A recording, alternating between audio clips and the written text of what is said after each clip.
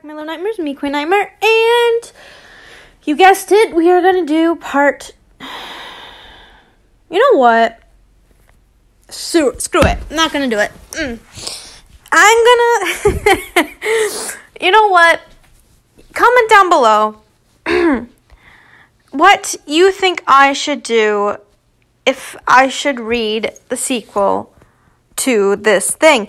It looks like it could have just ended there because I think happily ever after, good riddance, right? You know, but if you want me to read more of this the creepypasta story, it's the sequel, but I kind of thought it ended peacefully. Comment down below because, sorry, I'm not a big fan of it. Oh gosh, here we go. Chapter 35. Draco is gay and angry, aka homicidal. I'm sorry. I love that title. Oh my gosh. We're going to read the Drarry one. Harry had no idea why Draco had sent him down first, but he had been quietly standing at the bottom of the stairs for about 15 seconds now, and he was considering apparating away. Vernon glared at him. That's kind of contradictory, right? Well, like, not the words, but I mean, like, Vernon says, "Where's your faggot boyfriend?" Well, I'm kind of, like, confused with that sentence. I'm like, it doesn't make sense to me. Because, yeah, he's gay, but you're talking to another gay person. He growled. Right here came a sing-song voice, and Harry looked up, and Draco was on fire. Literal fire. Maybe not his whole body, but his shoes were, and he had a strange glowing shape of fire above his head that looked suspiciously like devil horns. Wait, what? Please tell me they can have children. That's all I want. And they can play Truth or Dare again. Those two things, that's all I want right now. Okay. That's kind of weird. Anyways. And his shoes were burning the stairs, leaving a literal trail of fire in his wake. Oh, and he was wearing leather. You know what? Why did we make leather sexy? First of all, if that person's wearing leather for a couple of hours, it's been cooking. Gross. Okay, sweat. You know what I mean. Anyways, he looked like an angel sent straight from hell. Why didn't you say demon? You could have said fallen angel, which is way better. Anyways, the wicked smirk he sent Vernon sent chills down Harry's spine. He reached the bottom of the stairs. All the fire vanished, but the burn stains on the stairs remained. So I noticed you didn't call us down for dinner, he said. He said, his smile odd and unsettling. Why is that? Vernon was sputtering and choking on his words. Petunia glared coldly. "'Cause we don't want you here," she replied. "Well, too bad. I'm here, I'm queer, and I'm going to make your life a living hell." Draco sat in Vernon's seat and grabbed a plate. "Harry, do sit down." Harry thought, "I'm here and queer and full of fear." Harry thought before moving around toward the table. Vernon's hand clamped on his shoulder, and Christmas! Harry's whole body jerked away from him in response. "Where do you think you're going?" Vernon growled. Draco flew out of his seat faster than Harry thought possible, and then Vernon was on the floor, Draco on top of him. If you ever... He accentuated this point by pointing his wand at Vernon's throat. Touch Harry again. He cast a curse that had Vernon suddenly screaming. So help me God, I will torture you beyond belief, and despite Harry's foolish choice to keep you alive, I will kill you. Vernon was still yelling, even after Draco pulled away and undid his curse. Get the hell out of my house, he roared, standing angrily, face red. No, Draco hissed, full of malice and sin. And if Harry didn't know him better in the moment, he would think Draco was the devil. Big twist is, he's like a descendant from the devil, and I'll be like, yes! I will raise hell upon this house, and when we leave, I will burn it down. Whether I decide to burn you with it depends entirely on your ability to shut the fuck up and be a half-decent human being. Draco continued coldly. I will destroy your possessions, and you better pray. And you better pray I don't destroy you too. Because the way I destroy is slow and painful and merciless. And you will beg me to kill you. I will murder you and your family without a second thought. If you even consider touching Harry again. And that goes for you too, bitches. You bitches too, he said, spinning to face Petunia and Dudley.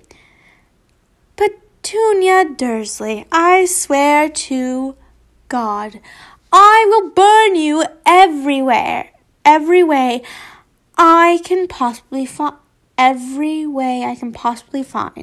so you can get a taste of how hot my anger is.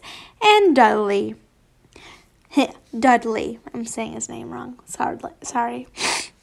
Dudley, I'm going to hang you upside down from the wall, flood your house, and watch you slowly drown, and then the last second I'm going to let you breathe, and then I'm going to do it again. Draco smiled brightly, a contrast to his terrifying tone, and sat back down. Harry, please, have some dinner. Harry was grinning at this point, and he sat next to Draco.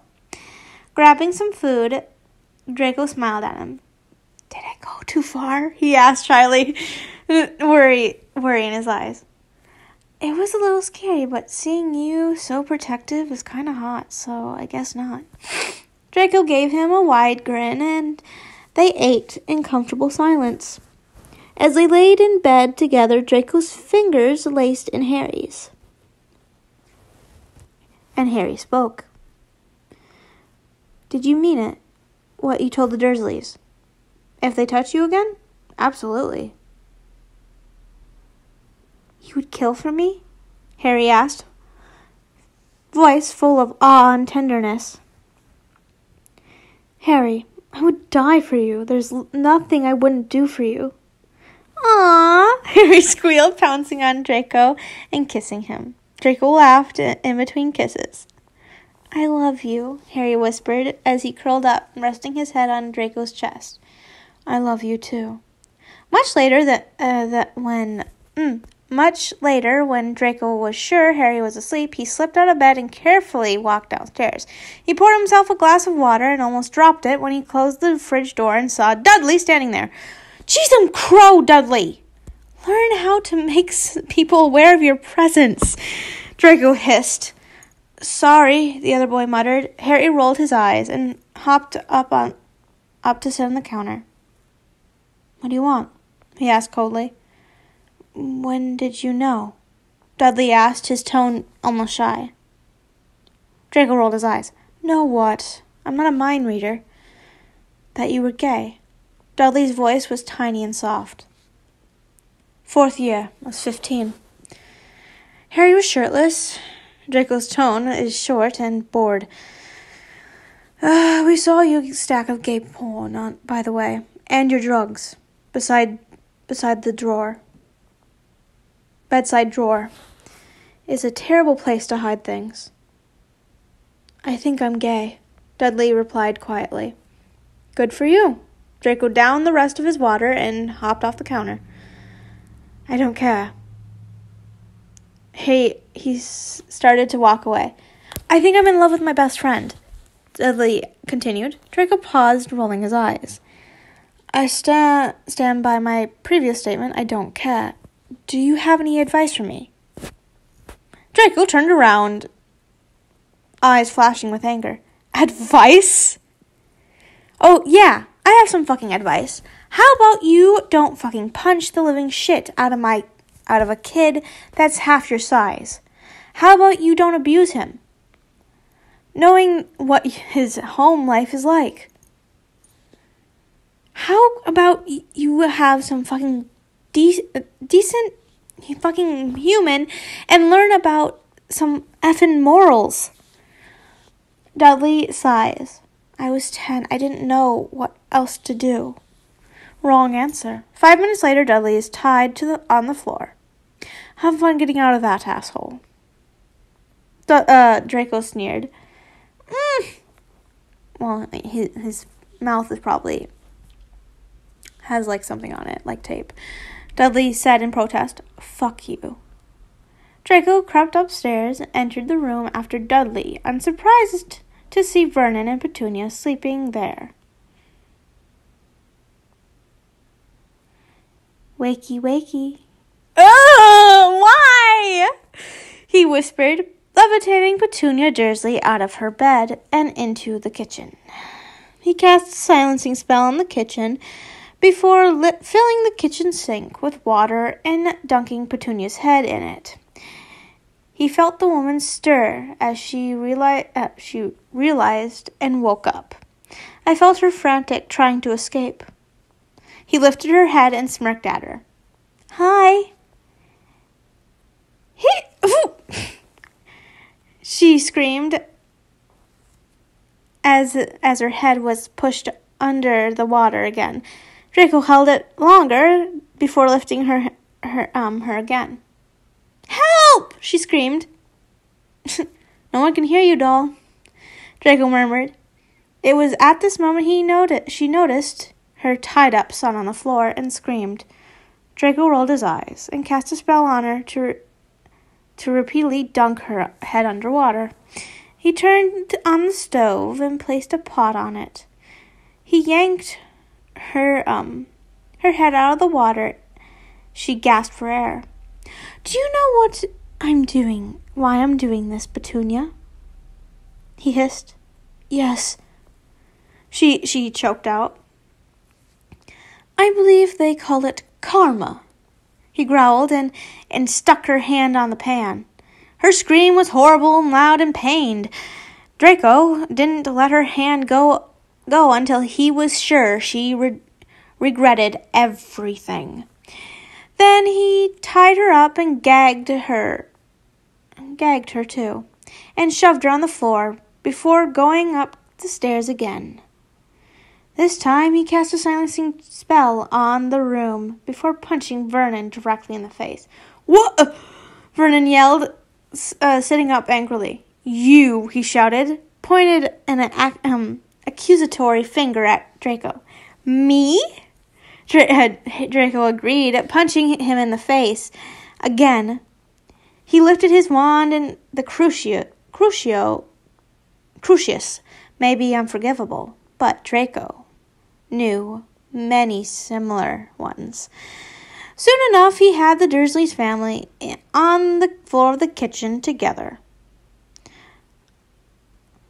I've left a detailed list of what you've done to deserve this on the front door, Draco said, irritable.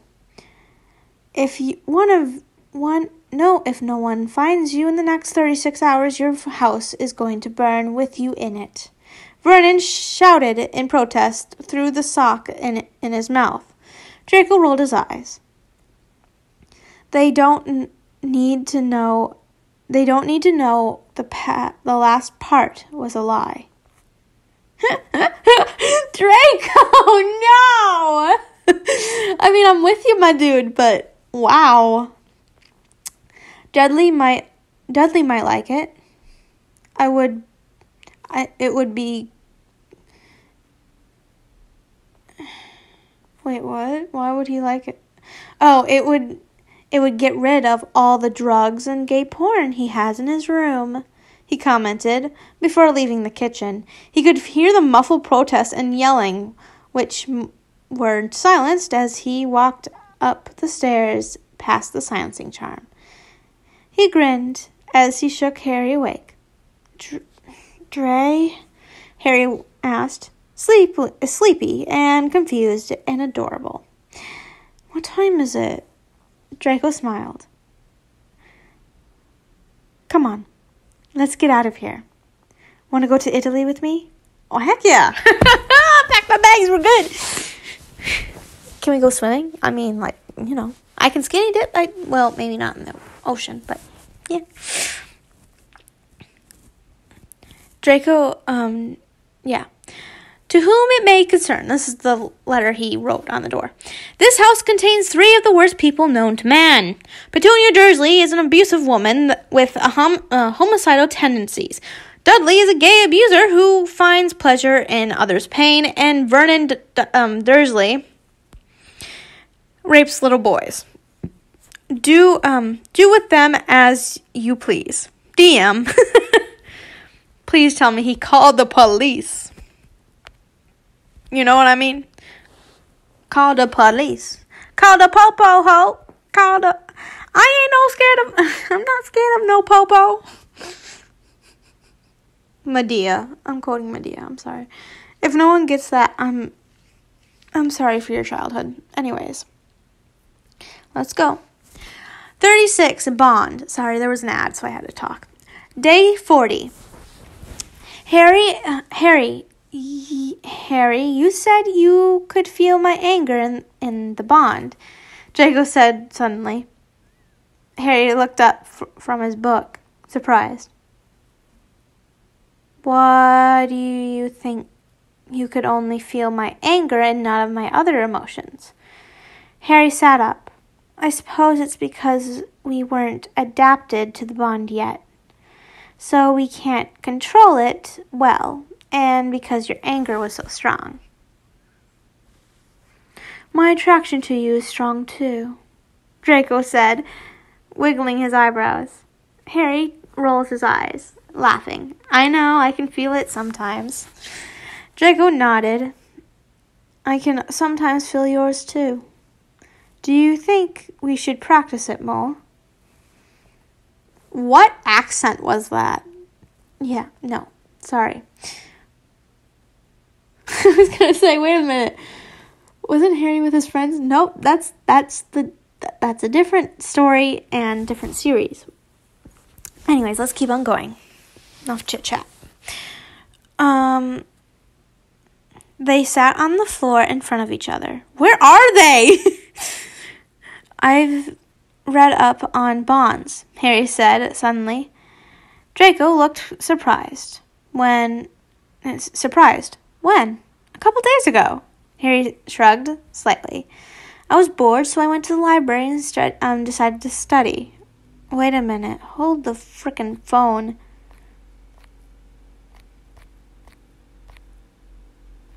Are they at school? Oh, it's 5 days later. Oh.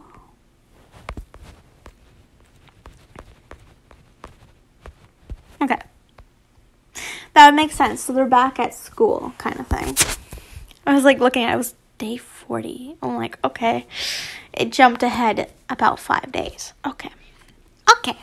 We got this.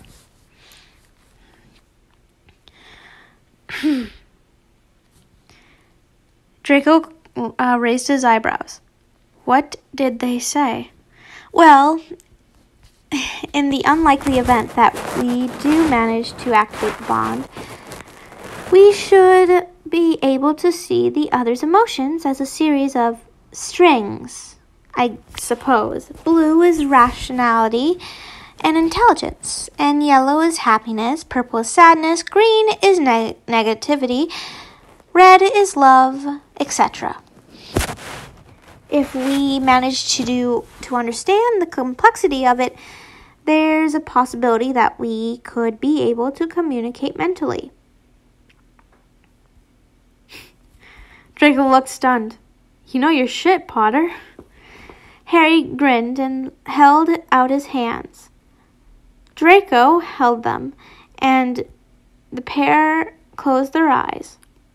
Focus on my emotions, Harry said softly. Draco concentrated somewhat. In the back of his mind, he felt the bond lingering. He mentally reached for it and put his energy into it. He suddenly felt displaced, no longer in his own mind. He was surrounded by bright colors, blues and yellows and reds and greens and whites and every other color he could think of. Wound and intricately around him. It was beautiful, really. They glowed and moved, and some red ones delicately wound around Draco's arm. Okay, cool. He smiles at the slight tickling sensation on his arm, where they wound themselves, and studied the way all the strings wound around each other, floated around him, everything relaxing and calm. He focused on leaving, and the red strings tightened on his arm slightly. He smiled. I won't leave forever, he thought. I'll always love you. The strings released him, and Draco returned to his own mind. He opened his eyes and saw Harry's green one staring at him. That was an experience, Harry said softly, his voice full of wonder. You want to try? Draco offered. It's beautiful. Harry nodded. Then Draco's hands, taking Draco's hands and closing his eyes. Draco studied the concentration in Harry's face, relaxing and opening his mind. It didn't take long before he felt the presence in his mind. He smiled. With anyone else, such an experience would have felt invasive and unwelcome, but he trusted Harry with his life. He could feel Harry's wonder and saw Harry's mouth open in amazement. I love you, he thought absently. I love you too, came the response, but Harry's mouth didn't move. Draco's jaw dropped, and he expelled Harry from his mind. The other boy's green eyes opened in surprise. What was that for? Harry grumbled. I heard you, Draco said softly. But you didn't speak. You thought it. Harry's mouth fell open. Holy shit. Draco heard. But once again, Harry hadn't spoken. Holy shit indeed, Draco thought in response. Harry grinned. We can talk to each other, Harry shouted joyfully. I suppose it's like a door, Draco mused. Once you open it, it will stay open. Awesome, Harry cheered. Draco grinned, feeling accomplished. He grabbed the front of Harry's shirt, pulling him in for a joyful kiss. Little did they know that one day this bond would save one of their lives. Well, no. Literally no shit. You kind of expect it to happen.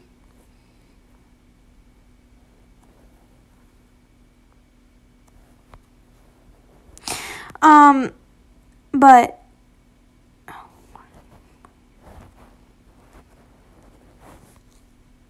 okay. Chapter 37. Angst.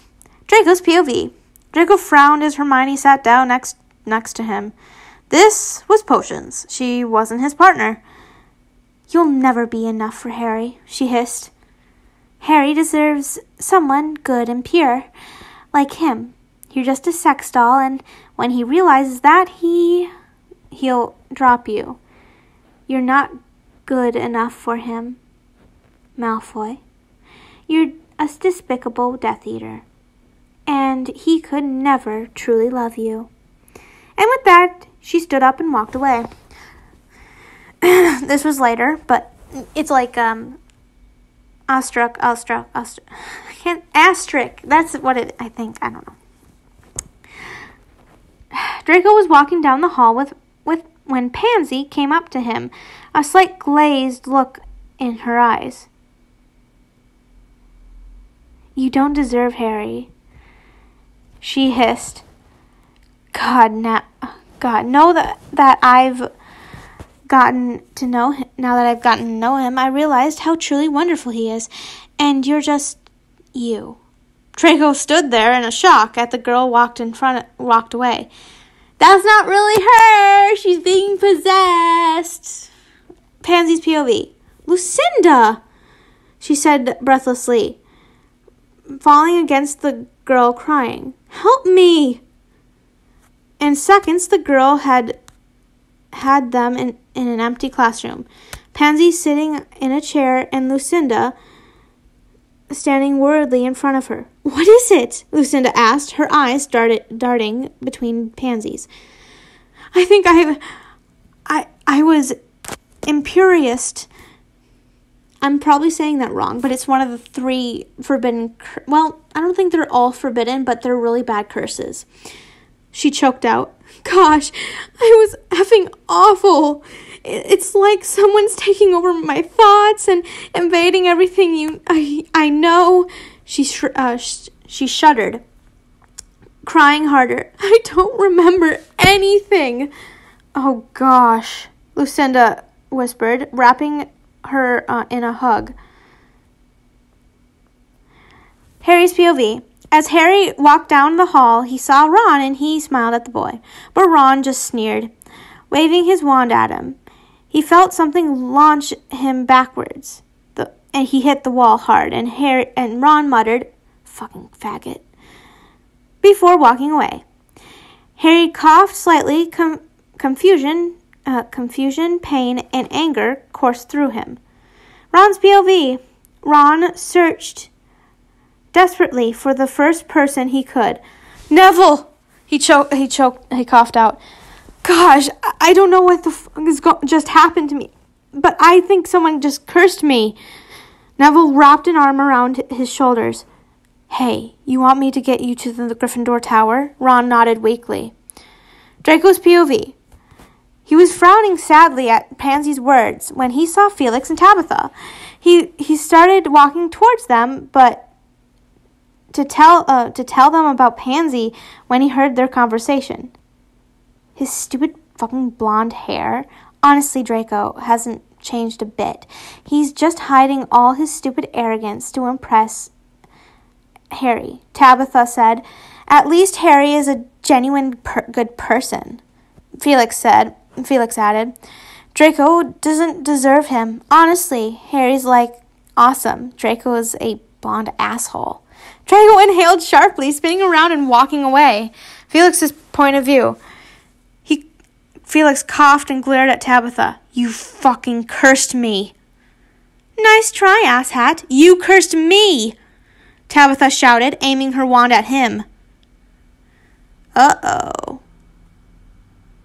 Hermione, what the fuck you doing? Where's the headmaster when you need him? Harry was having, Harry's POV. Harry was having the strangest dream. First, Ron had to shoot a curse at him and call him a faggot, and then Seamus shoved him into a wall while Dean laughed. And then Luna had pushed past him in the hall without a second glance. Harry was starting to come to the realization that maybe he wasn't so close to his friends after all. Draco's POV. Draco was pissed and upset. Hermione, Pansy, Felix, Tabitha, Seamus, Dean, and now Blaise had told him he wasn't worth anything to Harry. Draco was starting to believe it. Draco's POV. Harry was searching for Draco. Oh gosh. Harry's POV. Harry was searching for Draco when the blonde found him.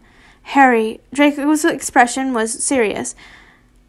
I want to break up. What? Harry asked, rearing back in shock. We're just not good together. Sorry. Draco ducked his head and walked away. Harry dropped to the floor, shocked. He was alone. Draco's POV. The second Draco felt he was far enough away from Harry, he crumpled to his knees and cried. Gosh, he loved Harry so effing much. But clearly Harry was too good for him and obviously deserved so much better. Harry would find someone amazing. He felt more pain than he had ever experienced.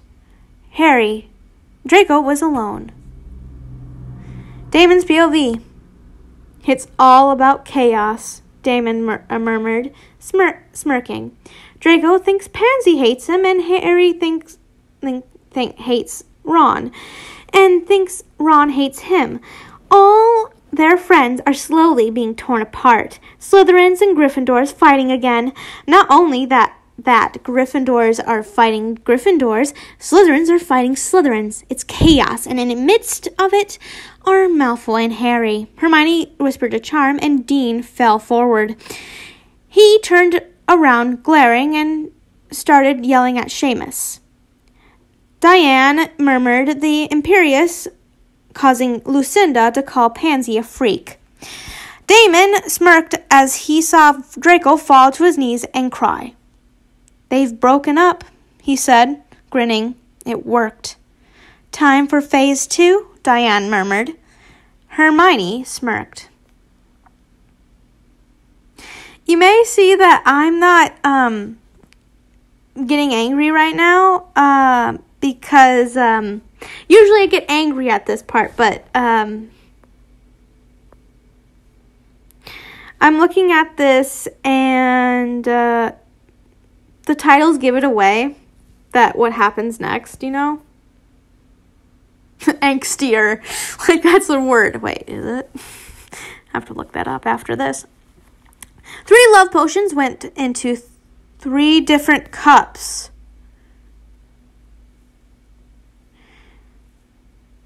In front of the 3 different people. Pansy drank hers and realized Hermione looked beautiful.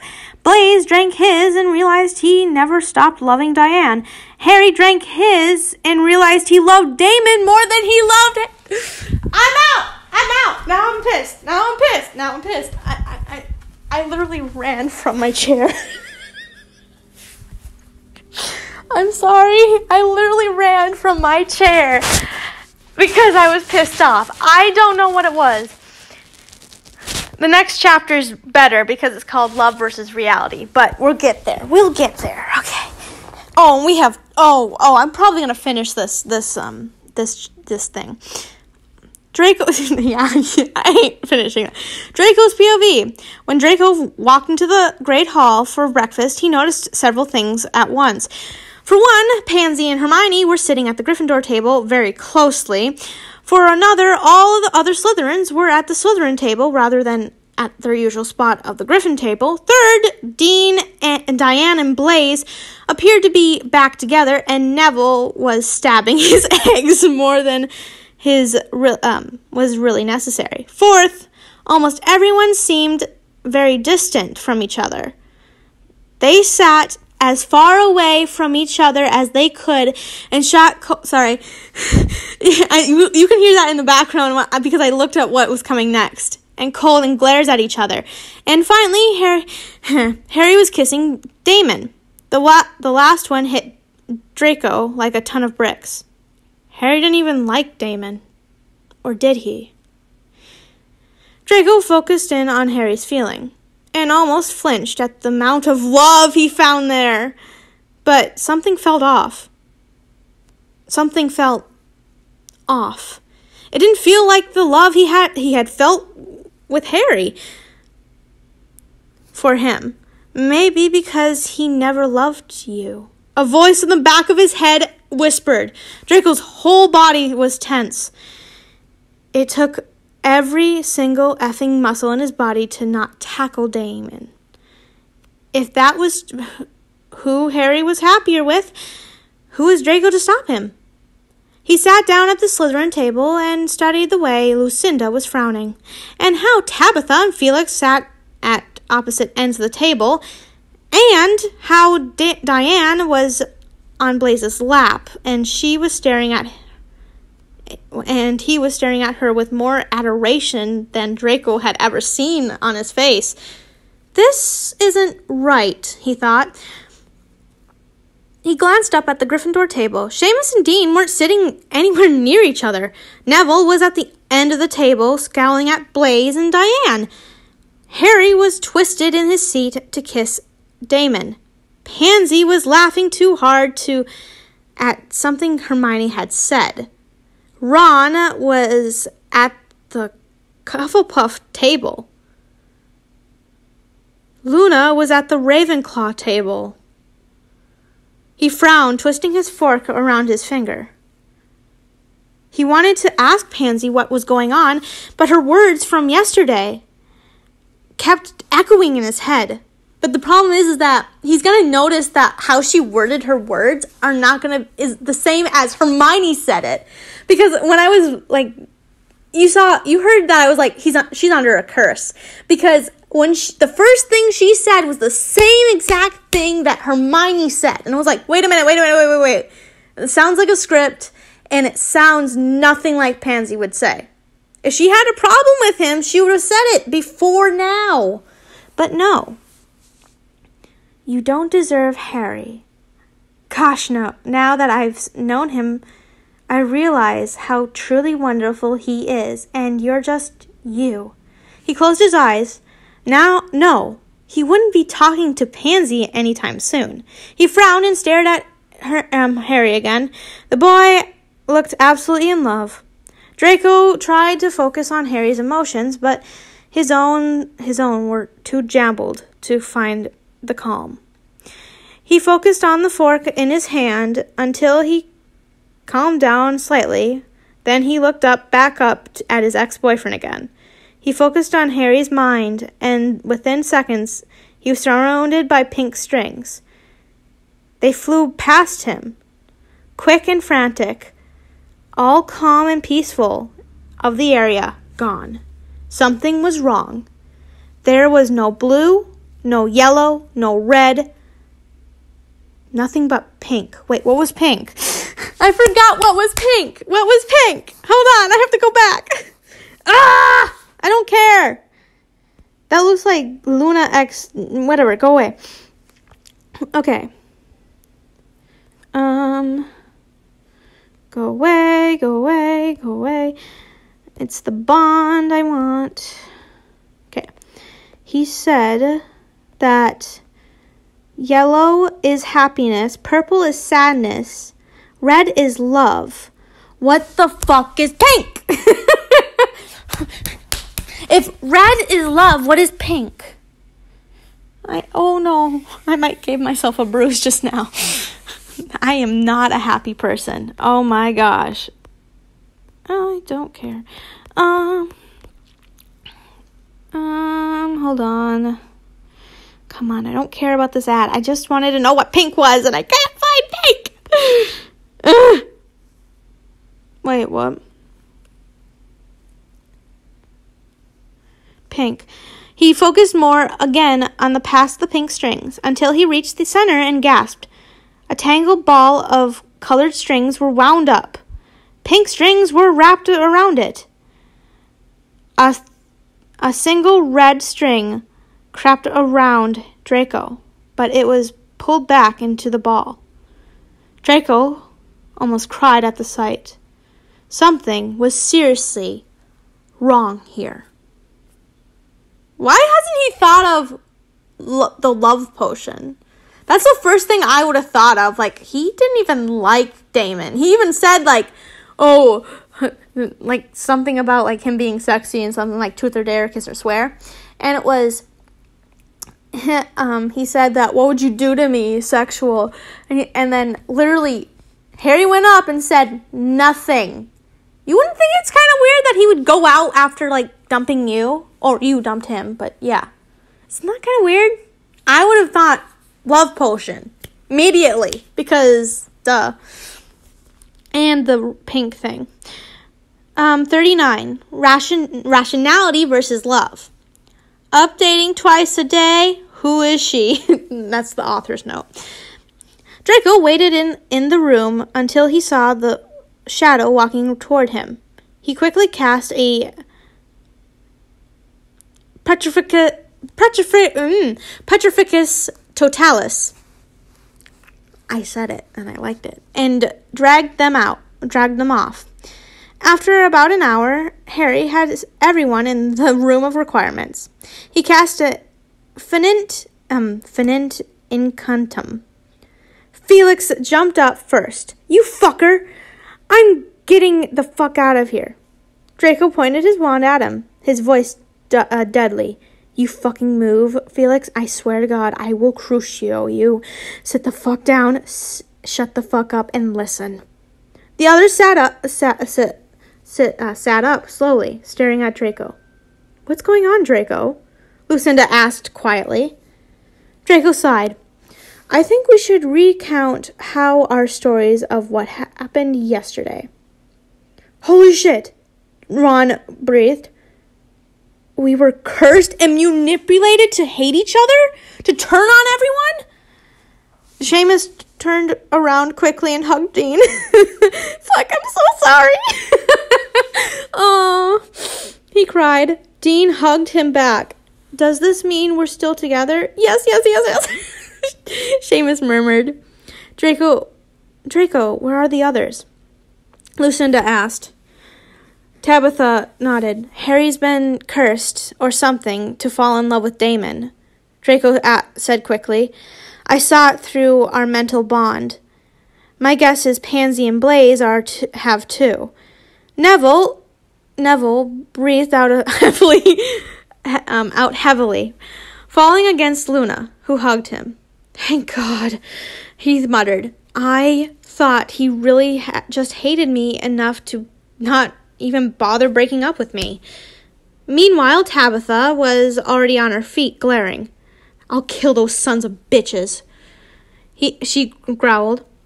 Actually, I'd like the pleasure of killing Damon. Draco cut in. And I like to murder Diane. Neville piped up.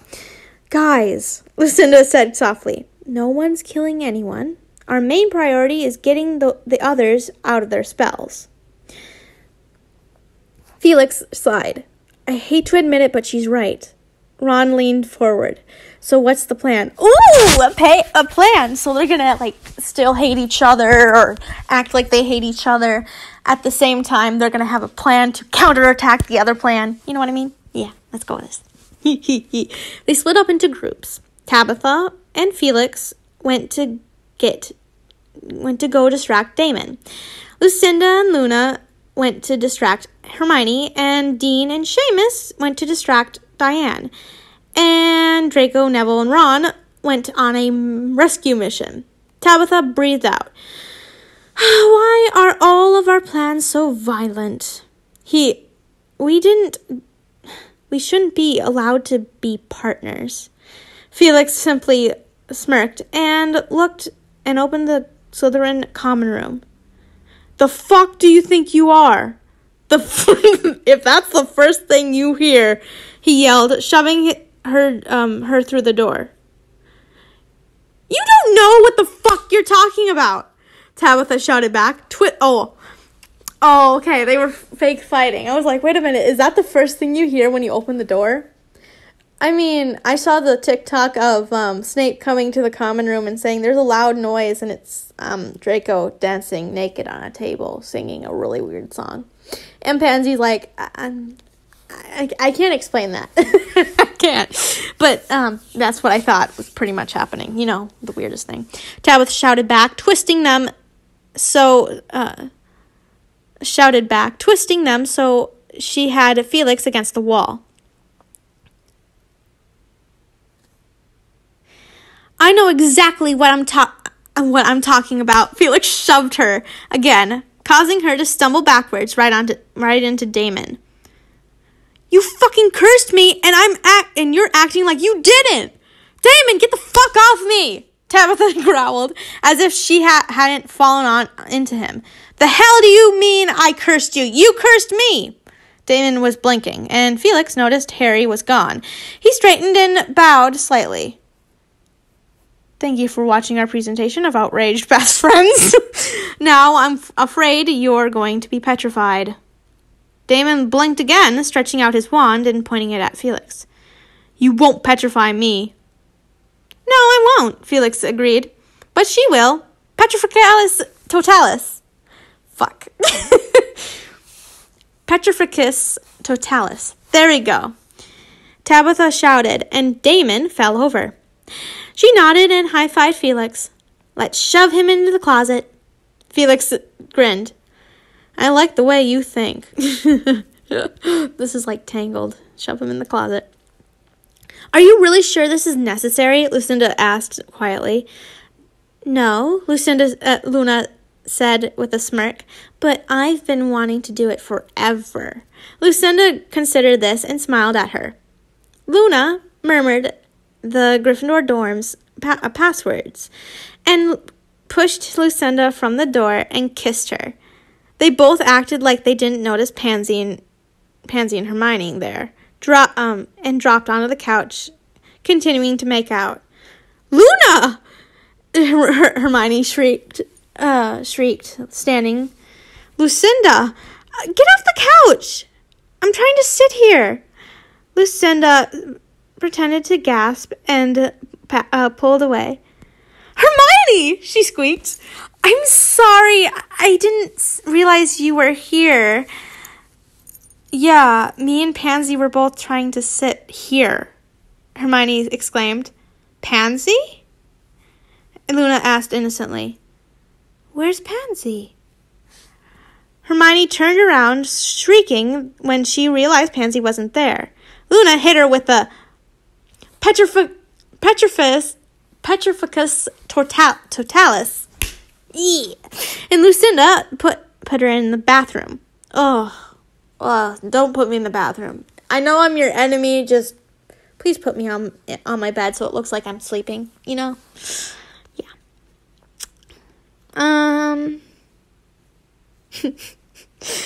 We should go check up on them.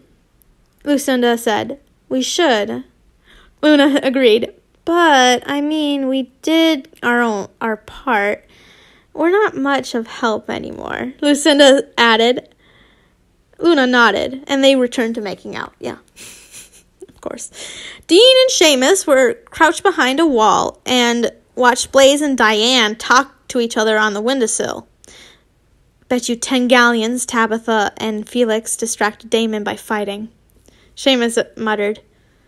Dean nodded. All right. And I bet you 20 galleons that Lucinda and Luna distracted Hermione by making out.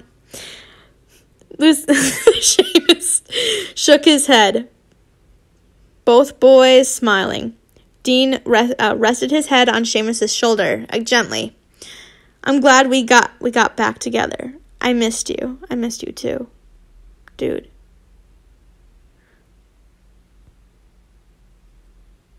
Wait, what? I hope she didn't fall off the window. Whoa, okay, that would have been a bad story to tell her twin. Wait, she doesn't have a twin. Does she have a brother? Her brother was, like, really nice, right? Or they were just friends. Sorry. I don't remember. Anyways, I'm glad we got back here. Yeah. Dean nodded, pointing his wand at Diane. Wait. I missed you too. Ready to free Blaze from the evil witch? Dean nodded, pointing his wand at Diane. Petrificus totalis, he muttered. Diane stiffened, her eyes going wide, and they watched Neville drag Blaze away silently. We could put her in the closet, Jean said softly. Seamus snorted. I spent half of my life in the closet. That was me snorting when I put my nose over it. Over my nose. That's just weird. I spent half my life in the closet, Dean. I'm done with closets. Just hang her upside down from the ceiling. No, you can put me in the closet. Ron whispered the password to the Gryffindor common room, and it swung open. Hermione, Lucinda was saying, I'm sorry, I didn't realize you were here. As Hermione said something in reply, Ron leaned over the couch and clapped his hand over Pansy's mouth and dragged her over the couch. And no one noticed that? Like, you didn't hear any rustle of clothing or what the... She must be really tiny. Damn, poor Pansy. Dragging her over the couch. He laid there still as Hermione suddenly shrieked, and someone shouted, Petrificus totalis. I'm never going to get that right. He stood slowly and started dragging Pansy with him, who was kicking and waving around trying to get to Hermione. Lucinda and Luna started making out, and he made his exit a little quicker. Neville watched as Blaze and Diane flirted on the windowsill. He couldn't help but feel jealous, even though he knew it was because of the spell.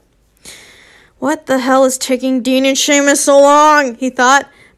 Suddenly, Diane stiffened and her face slacking in shock. Neville took that as his cue and darted forward, grabbing Blaze's hand and pulled him away. Diane! Blaze yelled. What happened to her? Is she okay? She's fine, Neville said bitterly. She asked me earlier to take you down to the potions classroom. She has a surprise for you. Oh! Blaze said happily. Okay, then. Draco watched as Tabitha pinned Felix against the wall, and he shoved into Damon. He launched himself toward, covering Harry's mouth with his hand and wrapping his arm around his waist. He dragged him out of the room and heard Tabitha yell the spell. I'm not saying it again. Damn! Harry shouted against Draco's mouth. You shouldn't put your hand in front of anyone's mouth because, well, germs, but also they can bite your dang hand. I would literally put my sleeve, like, if I had, like, gloves, not gloves, but, like, my sleeve over their mouth with using my wrist instead of my hands. But anyways, Harry shouted against Draco's hand. He bit Draco hard, and the blonde yelped and pulled his hand away. Biting, Potter? Really? He huffed. Damon! Harry said breathlessly. She hurt Damon! I'll kill her! He attempted to launch himself out of Draco's arms, but Draco held him tighter. Damn it, Potter. We need to go to the potions classroom. Fuck off, Malfoy! Harry yelled. Damon! Draco glared. Stop it, Harry. You don't really love him. I can see it in your mental connection. You're wrong, Harry yelled. I love him. I don't love you. Draco flattered slightly at that. Faltered. Okay, I couldn't read. Looked like flatter to me. Faltered slightly. Harry took his advantage to break free. Draco blinked back tears, pointing his wand at Harry and whispering, "Stupefy." Harry fell to the ground and Draco yanked him up. "Come on, asshole." "What are you doing?" Harry shrieked, attempting to yank his hand away. Draco continued to drag him. "I'm going to take you to potions. We're going to fix you. I'm going to tell you why I broke up with you, and then we might make out, depending on whether or not you forgive me." "You're crazy," Harry shouted, attempting to free himself. "Harry, do you remember loving me?" Draco asked. Harry paused in surprise. "Yes." Draco smiled slightly. "What did it feel like?" Harry thought about it. It felt raw. It felt raw, real. You would look at me and 1,000 different emotions would rush through me in a second. All good. I wanted to be yours. I wanted you to be mine. I was, Draco thought. "And how does it compare to your love for Damon?" "My love for Damon is stronger." "But what do you feel?" I love him." "You feel nothing else? Don't you think it's strange?" Harry frowned at that, looking conflicted with himself. His reasoning was clashing with the spell. Draco waited to see which would win. They were almost to the classroom. Draco just had to distract him for a little longer. Harry looked miserable, confused. I can't help it. I love him. I love you too. But it's drowning it. It's drowned out. Like it's pushed away, pushed down underneath. Draco's heart fluttered at that. "Harry, you're under a spell," he said gently. Harry frowned. "No." Draco sighed. Well, reasoning had lost. "No, it wasn't a spell. No one had ever cursed me. I think someone spiked my drink." "Oh! So it's a love potion deal!" Why didn't you... This is the first thing you think about. It's the one thing they teach you how to make in school, which is kind of a bad thing to do. Yeah, anyways, let's keep on going. Draco stopped walking, looking back at Harry in shock. We never considered amor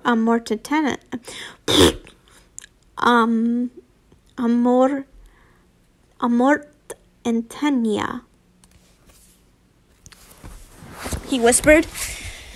Harry glared at the floor, his eyes shining with unshed tears.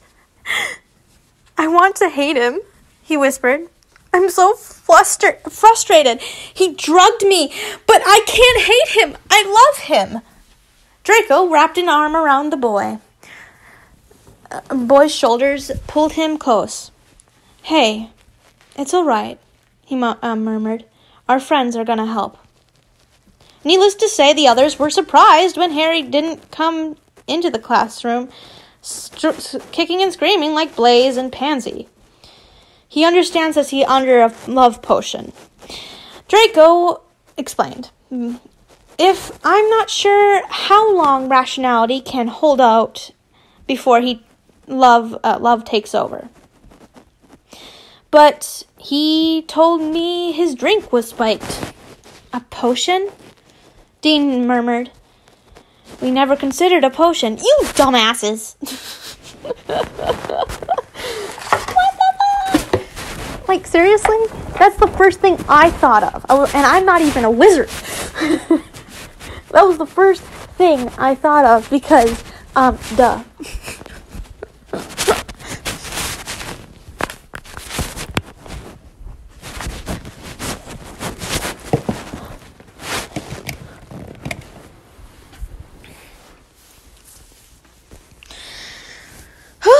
Okay, sorry.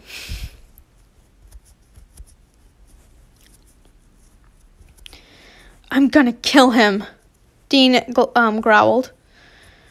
Harry looked up sharply, green eyes glowing.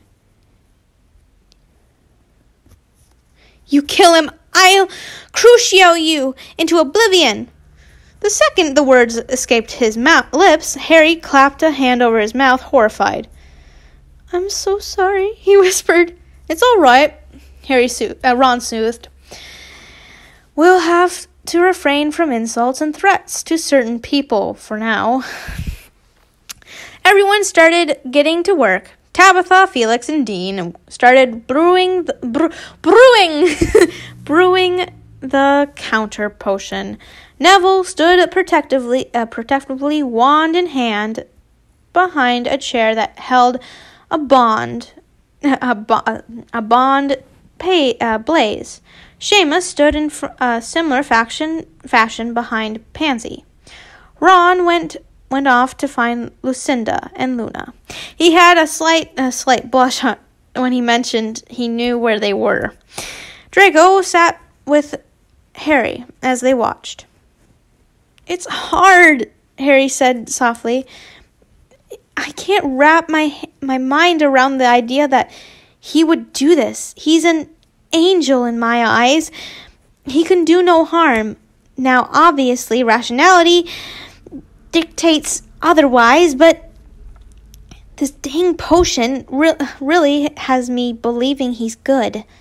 Draco focused on Harry's emotions before watching Blue fight Pink. He came back to reality and smiled sadly at Harry.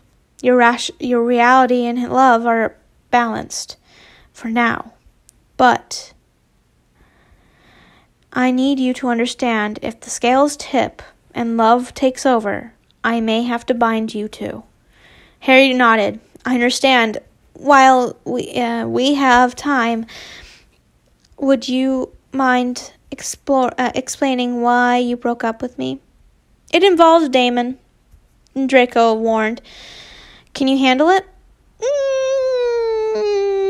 Harry considered it for a moment. I think so, he replied. "All right. Well, Hermione, Damon, and Diane placed Imperial curses on different members of our friend group. They then manipulated them into arguing with each other and telling me I don't deserve you. With so many people telling me so, I decided to believe it. And so I found you and I broke up with you under the belief that you are better than me and deserve someone better." "And now?" Harry asked. "Now I still believe you deserve better, but if you'll have me back, I never stopped loving you." Harry winced at the words and took a moment to collect himself. "I love you too. And I think that when this is over, I think I would like to go on a date. I would like to date you again." He winced slightly again. "Yeah, because you can't say that under the thing again to someone else." Draco swallowed. "I think we should change our conversation topic," he said in a joking tone. The doors opened, and Ron, Luna, and Lucinda came through, all with bright red cheeks. "We're almost done here," Tabitha called out. Good,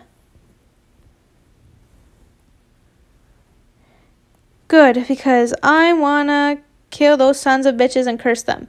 Harry stood angrily. You fucking point your wand in the direction of Damon, and you're dead man," he growled. Draco quickly moved to stand in front of him. "Love potion, Harry," he said softly. "Don't let your rationality lose." I said it in a sing-song voice, is like I would do all the time, like, "Your thing is lifting out, come on," like hurrying someone and stuff.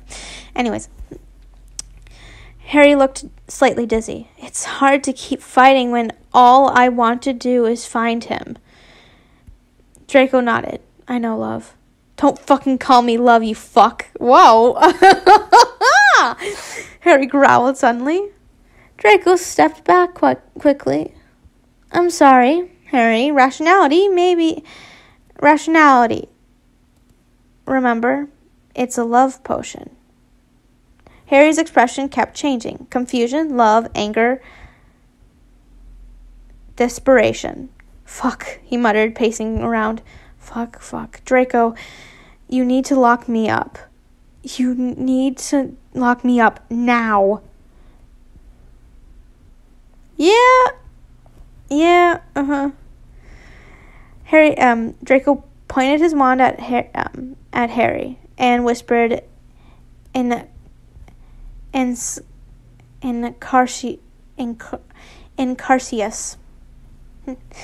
Ropes quickly bound him and he fell over, only to be caught by Draco. It's okay, love. I've got you. He needs to stop saying that, he whispered. Harry's expression was pained, and then all trace of emotion was gone. Oh no. F you, he spat. I have never loved you. Where the fuck is Damon? Draco sighed. Shut up, Potter. He waved his wand and a silk cloth gagged Harry. You just came in the worst time. I'll go to the bank tomorrow. Tomorrow? Yeah, is that okay? What time? I'll get out of work at 4:30. Decent time. Well, Mom, why don't we do it now? Because tomorrow I'm on a rendezvous with a friend. It's 5:15. We're not going to make it. Oh. Okay. Kinky, Blaze said, smirking. Is this how you treat all your guests? Diane! And Pansy glared at the floor. It's just a potion, it's just a potion, it's just a potion, she murmured. Diane! Shut the fuck up! She shouted. No one cares about Diane. Where is Hermione? I swear, these people. No one cares about Diane. Blaze shrieked. Oh, I'm gonna kill you for that, Parkinson. Just you wait. Lucinda swiftly waved her wand and both teens were gagged. Perfect, Draco muttered. Done, Tabitha said triumphantly. Oh, please say you actually made it right.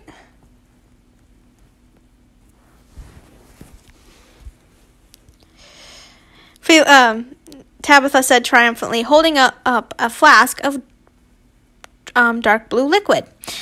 On either side of her, Felix and Dean also held flasks of the same liquid. Felix handed Draco his potion, and Dean handed his to Neville.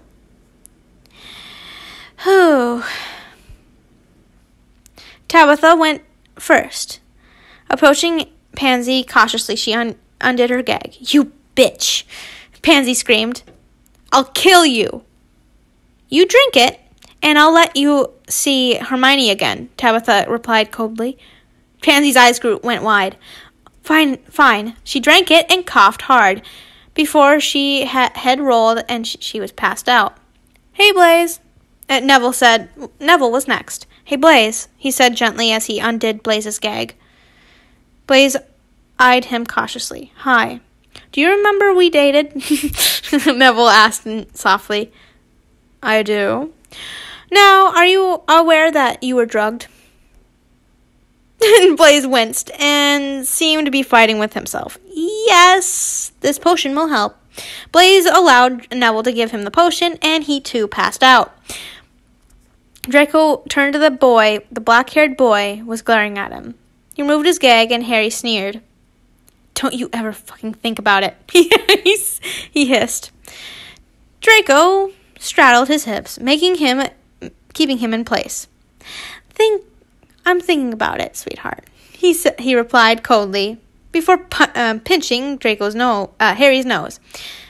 With no way to breathe, Harry opened his mouth, and Draco poured the liquid in, before covering Harry's mouth with his hand.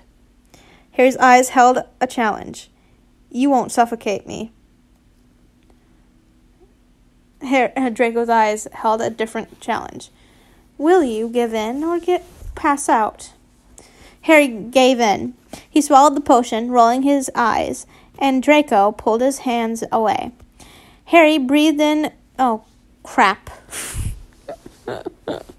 No! My video stopped.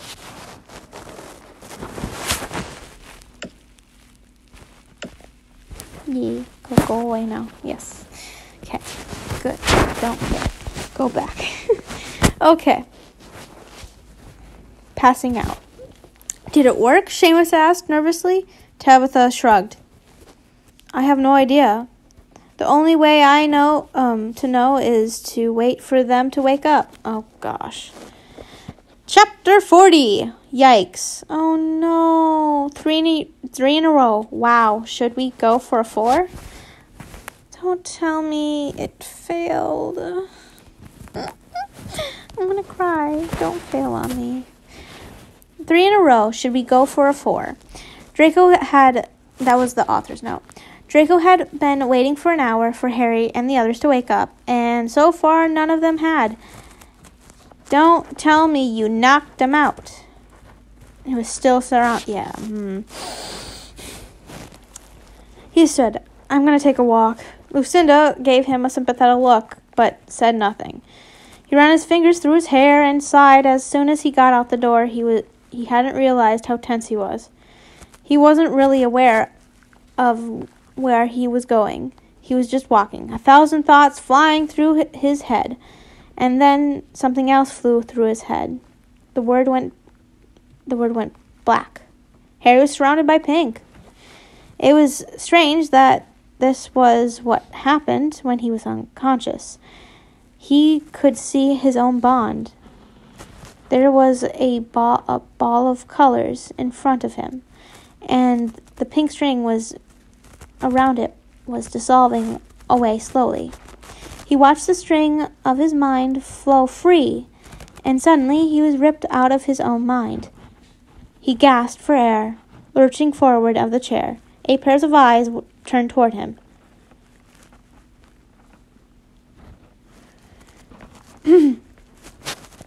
Eight pairs of eyes turned to him.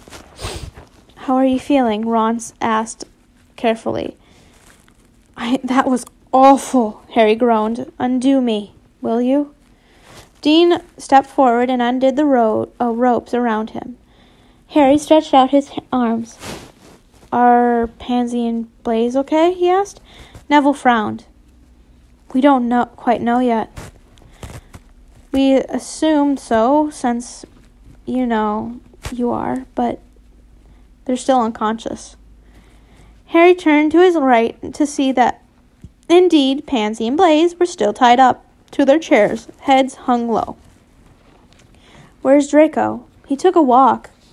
I think he was too overwhelmed from everything, Lucinda said slowly. Tabitha knelt in front of Pansy. I think she's waking up. Sure enough, Pansy was slowly lifting her head. She looked very out of it, but gave a sleepy smile to Tabitha. Hey, T, she said softly, voice scratchy. Hey, Pans, how are you feeling? Tabitha had her hands on both of Pansy's knees, as looking her in the eye. Tired, embarrassed, Tabitha's face split into a grin, and she laughed. Seamus undid the ropes, and Pansy pulled Tabitha into a slow hug. Blaze started stirring, and Neville was in front of him in an instant. Blaze? He asked, his voice hopeful. Hi, love. Blaze murmured, I'm sorry. Not your fault, Neville whispered as Felix untied Blaze. Are you okay? Are we still dating? Blaze's voice was shaky and nervous that Harry's heart melted. Oh, love, of course. Neville wrapped Blaze in a hug so tight and loving that it had Harry desperately wanting Draco. Oh, good grief, what now? to be near, to be near, so he could hug him like that. I want Draco back, he murmured softly. Where did he go? I have no clue, Lucinda admitted. Harry focused on his lover's emotions, but only found a jumbled mess of thoughts, mostly circled around himself. Then those stopped, replaced by fear and pure panic. And then Harry felt nothing. Uh-oh. He stiffened, removing himself from Draco's mind. Draco's in trouble. What? Sorry. Draco is in trouble, he said. I think he was attacked. Pansy sat up. I need to find him. Road trip, Felix said enthusiastically. Grief. Chapter 41. I don't know how to title chapters, Lamau. Cool. You asked for 4, I gave you 4. That's it. That's all I have. I have look forward to more eventually, and I'm sorry. I'll update Innocence by be damned eventually. Innocence. It must be one of the author's other stories. Sorry, I had an itch on the back of my knee. Useful when the group, usually when the group sat together in the room of requirements, everyone was smiling and joking around. Not this time.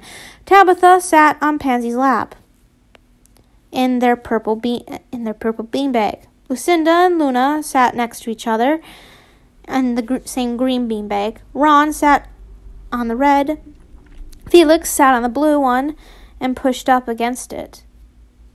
Seamus sat on Dean's lap, and Dean's arms were circling his waist. Neville sat on the yellow beanbag and Blaze's pink one next to him. Harry sat on the orange one alone. What do we do? Pansy asked quietly. The $1,000,000 question, Felix muttered. Would you stop being sarcastic for 2 minutes? Tabitha asked irritably. This is a serious problem. I don't know what else to do, Felix cried desperately. I don't know how to react to this. I'm trying to stay effing positive and bring the effing group up, because that's what I do. But Draco is one of my best friends. I really don't know what to do. He's my best friend too, Tabitha shouted. I'm just saying you could stop being irritating. I don't know what to do. I've never felt this before. I'm confused and scared and panicking. The only time I've ever felt this horrible was when Voldemort effing came to our school, Felix said. Please stop yelling, Lucinda muttered. Her hands were shaking and her legs were bouncing. Crap. I know, Tabitha yelled back. None of us know what to do. We're effing teenagers. Why don't we contribute something helpful to this? Blaze rubbed his head. Please, I'm getting a headache. Pansy looked worried. You okay? I think so. Lucinda's hands were shaking more now, and Luna was trying to steady her. Felix's whole body was shaking with fear and overwhelming emotions. Harry was panicking. I'm trying to be helpful, Felix cried back. Tears appeared to be pricking on the corners of his eyes. But I just want Draco back. Me effing too. So why don't you try and help? Tabitha was fuming. Tabitha! Pansy shouted angrily as Felix broke down and started crying. Head in his hands. Ron climbed out of his beanbag and hugged Felix tightly. Lucinda appeared to be having a half full-fledged anxiety attack, and Luna was trying to calm her down. Blaze had his head in his hands, eyes screwed shut. Pansy moved off Tabitha's lap and frowned at her. "What's happening?" Dean asked. "After the war, Slytherin House was very messed up," Pansy said. "Under stress, Lucinda gets anxiety attacks. Blaze gets bad headaches and sometimes faints. Felix has mental breakdowns and panic attacks. I can get seizures, and Tabitha gets defensive to the point where it's almost violent. Draco is usually around to help. He's the only one of us who's strong enough to deal with our shit. Especially since Harry came along. He's been able to be more positive and help us more. But now that he's gone, it appears to be having a very dark toll on us." Don't say it like that," Harry muttered. "He's not gone." Pansy gave him a sympathetic look. "Sorry." "No, you don't understand. He's actually not dead. I would know, literally. I would feel it. Also, there's a possibility that upon his death, I would die too," Harry said, and Pansy's mouth dropped. Ron looked up, concerned. From his spot, next to Felix, but didn't say anything and continued to comfort the younger boy. After about 10 minutes, Lucinda, Blaze, and Felix had calmed down and were quiet. "Sorry, Felix," Tabitha muttered. Felix stood up and walked over to her. Wrapping her around in a tight hug. "I love you, T. I love you too, Felix," she replied quietly, hugging him back. Felix moved back to his beanbag, which Ron hadn't moved off of and didn't appear to be planning to. And Pansy sat herself in Tabitha's lap again. "What now?" Blaze asked. "Now we get my boyfriend back," Harry replied firmly. That sounds like a hero thing. "Now we get my boyfriend back."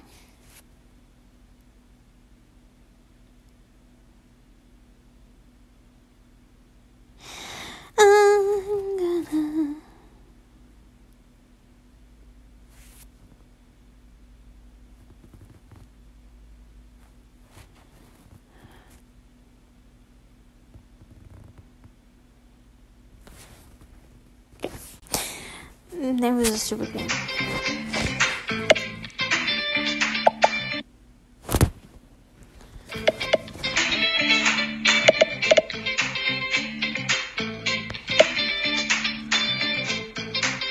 There you go. Well, like...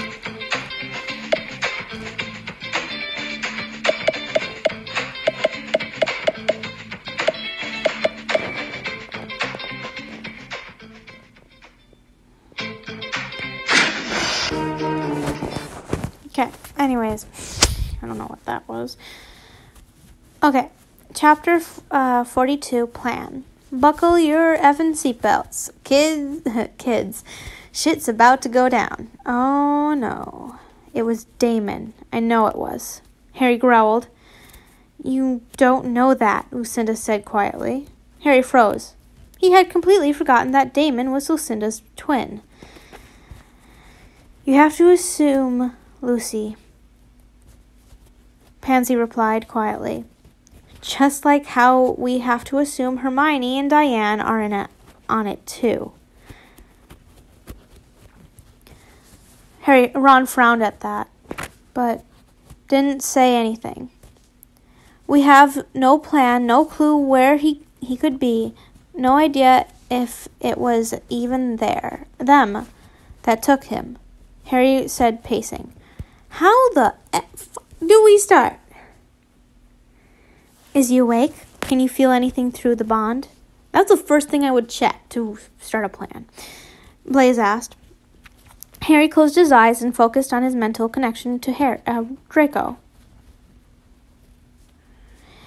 At first, he felt nothing, and then suddenly he was surrounded by strings, glowing and illuminating the area. Draco, he thought. Love, where are you? Harry? It was low and confused. Harry almost cried at the sound of Draco's voice. It's me, love. Something's happened. Where are you? Dark. Draco mumbled. I know, Draco, but focus. Where are you? Home? Home. Draco, are you at the manor? Home. Okay, stay strong, love. We're coming to find you. Promise? Promise, Draco. The connection went dark, and Harry returned to the real world with a sharp gasp. What? Blaise was in front of him in an instant. What did you see? Draco said he was home. Home? As in the manor? Lucinda asked. What's he doing there? Pansy asked, frowning. Harry shrugged helplessly. I don't know, but we need to find him. Now. Road trip, Felix shouted, grabbing Ron's hand and pulling him out of the room, the other hot on his heels. 43. The mission. Harry felt his stomach drop as the group stared at the huge house in front of them. He's here, he said quietly. Pansy relaxed slightly. Thank God.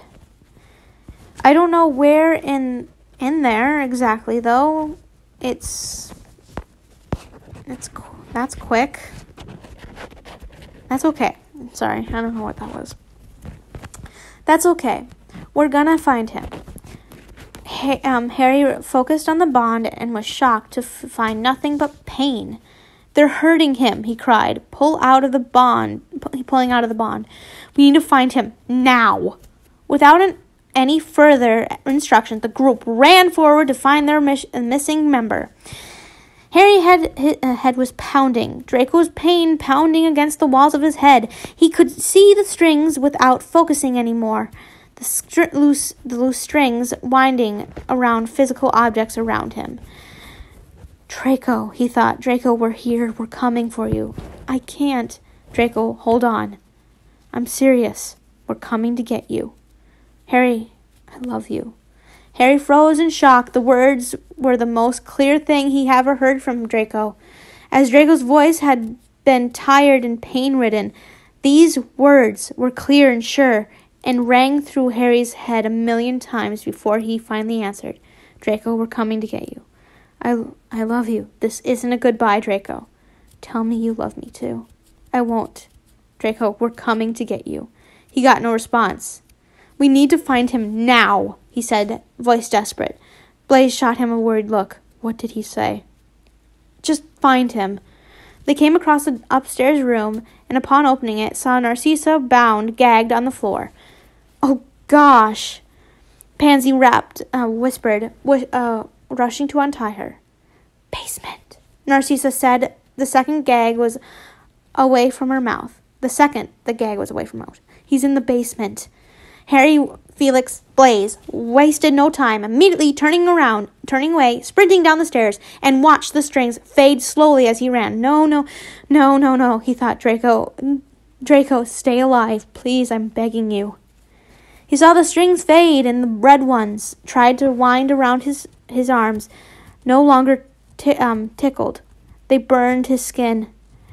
They touched and pulled away. Harry, you have burns on your arms, Blaise hissed breathlessly as they ran. The bond was all Harry could choke out.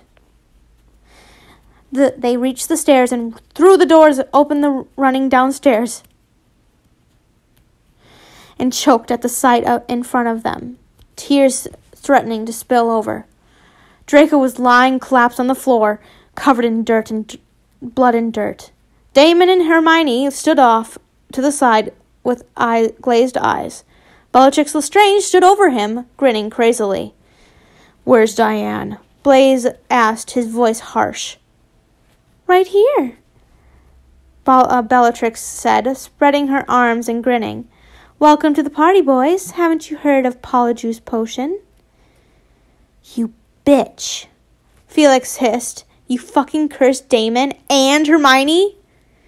It was true. Hermione and Damon stood to the side, obviously imperious. "How did you manage to do that without us noticing?" Blaise asked, voice high. "You idiots are blind, that's all." Bellatrix was grinning. Harry couldn't breathe. The strings were so faint he could barely see them. They were fading as Bellatrix spoke, and Harry was starting to feel dizzy. "Draco." Felix turned to him and face twisted in worry. "Harry." Blaise put his hand on his shoulder. "Harry, do you feel okay?" Harry fell to the floor and lost vision. The last vision seen being Luna and Dean running into the room with the wands drawn. "Avada Kedavra!" Someone shouted, and then everything went black. Chapter 44. A Universe Unknown. Harry was unaware that he could see, but he was pretty sure his eyes weren't open. He couldn't come up with the logical explanation of any of this. Draco? He thought in desperation. If he was alive, surely Draco was too, right? Was he alive? Draco? He tried again. He got no response. He watched the strings in front of him, pale and weak, but still colorful. The blue ones twisted around each other, flowing around Harry's head in a strange sort of halo. The red ones were slowly wrapped around his wrist, tugging his hand. He followed where they pulled him. Cut here to remind everyone of what different colors of the strings mean. Green is negativity, purple is sadness, red is love, blue is rationality, pink is fake attraction. Okay, so she didn't say what pink, well, they didn't say what pink was, so that's why I was confused. Yellow is happiness. All other colors haven't been labeled as specific emotions and are open to interpretation. He gasped and almost cried at the sight he was greeted with. It was a field of sorts, created by thousands of strings bound together. In the middle of them stood Draco. His eyes were closed, and he appeared to be crying. A sort of halo of purple strings swirled around his head. Green strings tightened around his wrists, trying to pull him into the field. "Draco," Harry asked. Draco's head snapped up in shock. The purple halo disappeared, replaced with yellow.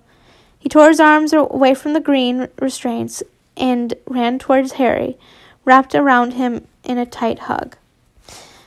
Harry sighed in happiness, wrapping his arms around Draco. "I missed you," Draco whispered.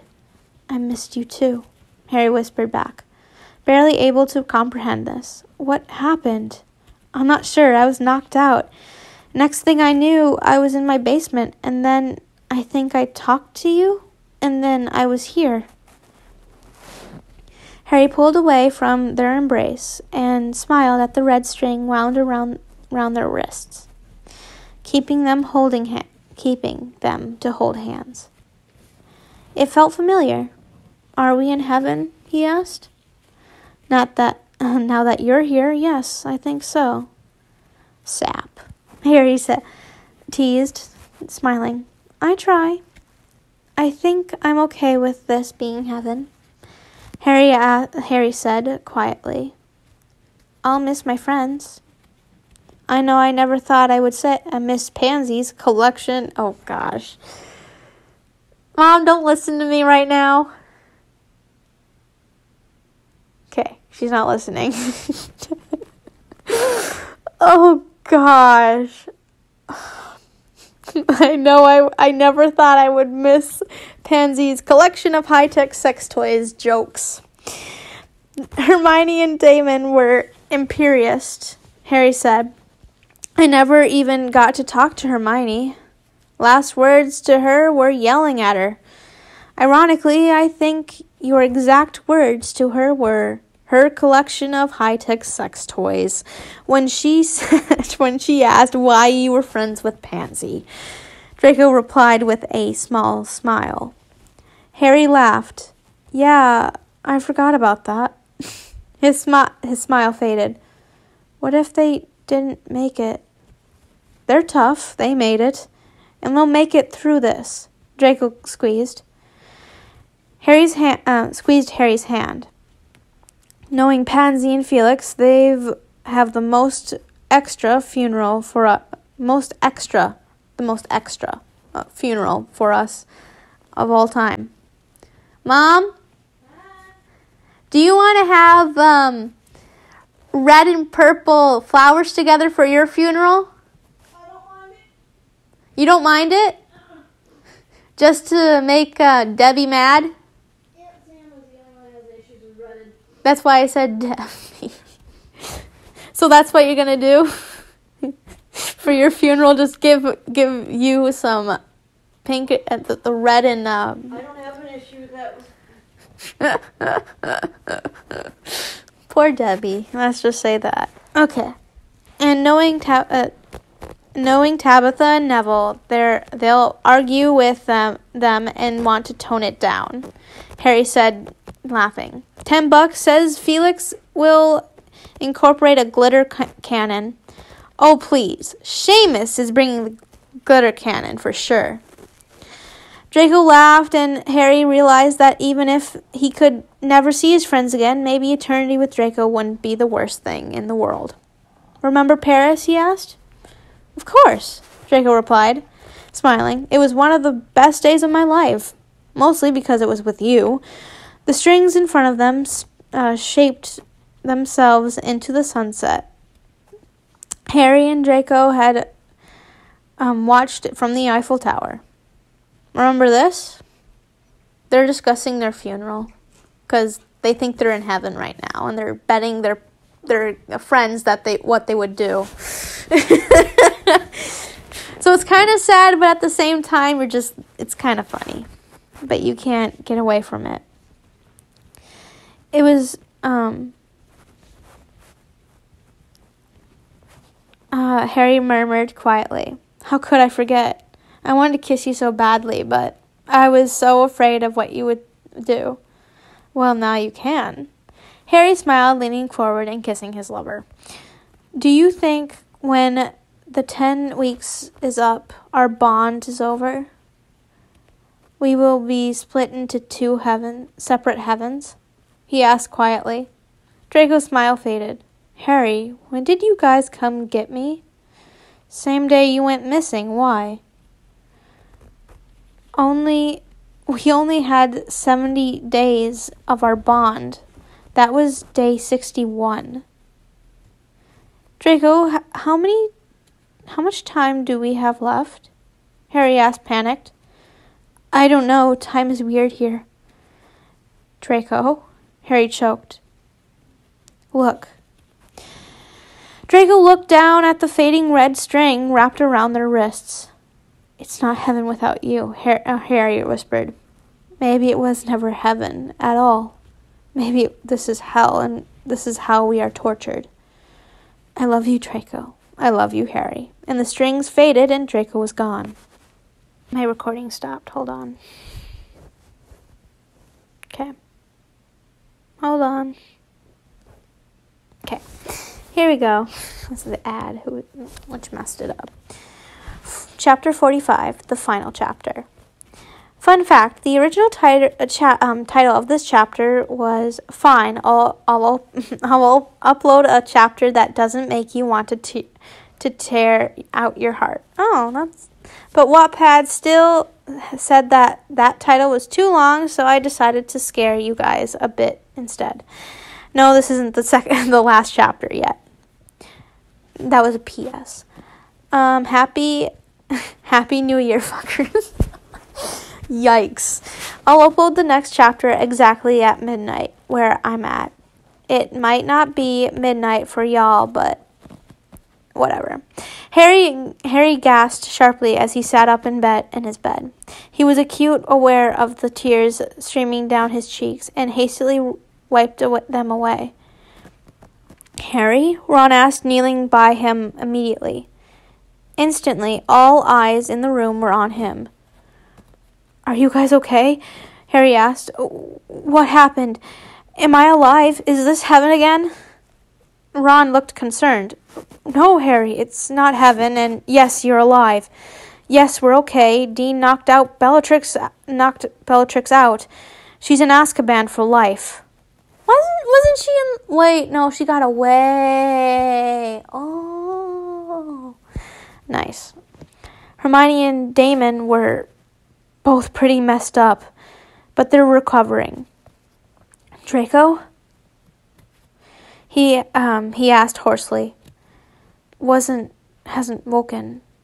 Ron started, but was cut off by a sharp gasp as Draco sat up straight in bed next to Harry's. Instantly, Draco's head turned to Harry. Are we still in heaven?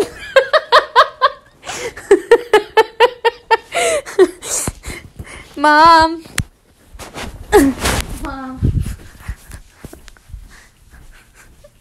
Mom. So I said they were discussing their funeral, right? They thought they were in heaven. Well, their bond went away, and then they thought this was hell. So Harry gasped sharply as he sat up in bed. He was acutely aware of his tears streaming down his cheeks, so hastily wiped them away. Harry, Ron asked, kneeling by him immediately. Instantly, all eyes were on him in the room. Are you guys okay? Harry asked. What happened? Am I alive? Is this heaven again? And Ron looked at him concerned. No, Harry, it's not heaven. And yes, you're alive. Yes, we're okay. Dean knocked out Bellatrix.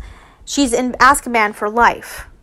Hermione and Damon are pretty messed up, but they will recover. Draco? He asked hoarsely. Hasn't woke up.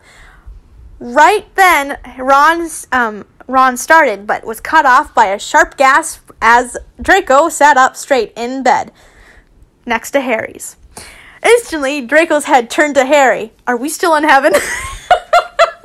So they both thought they were still in heaven, so there must be something. He asked, eyes wide with terror. Harry almost cried with relief. He jumped out of his bed and hugged Draco tightly. We're alive, Draco. Everyone's okay. Felix and Pansy didn't have to plan our funeral, he whispered breathlessly, crying and laughing. Thank gosh. Draco breathed. I love you so much. I love you too. The two boys hugged a little longer and then turned around to see all eyes staring at them. Perhaps we should explain, Harry said, grinning. So, do you not have the bond anymore? Felix asked with wide eyes. Nope, Harry responded. That's okay, though. We're okay with it. Draco nodded with his spot on Harry's lap. Felix leaned back in his yellow beanbag. But you can't communicate mentally anymore. That's gotta suck. We communicate verbally. Draco replied, grinning at him. Ew, Felix replied simply. Pansy laughed from her spot on Tabitha's lap. Verbal communication is a key part of relationships, Felix. Tabitha smiled at her girlfriend, tracing circles on her hand. Well, sadly for me, I'm not in a effing relationship, Felix muttered. I'm still bitter at that you all are paired up without me. We didn't. Damon, Ron, and Hermione said in unison. Well, congrats to you, Felix grumbled. Let me be edgy and relatable for 2 seconds. He wasn't wrong. He was in a room full of couples. Draco sat on Harry's lap on a second beanbag. Wait, why is Draco sitting on Harry's lap? Isn't it the other way around? Harry always sits on Draco's lap, but okay. Never mind. On a purple beanbag, Lucinda and Luna shared a green one, Pansy and Tabitha were on a blue one, and Seamus and Dean were on a pink one. Blaze and Neville were making out on a gray one. Speaking of Blaze and Neville, Harry poked their beanbag with his toe. Cut it out! It's gross. No, Neville said before kissing Blaze again. Get a room, honestly, Ron complained.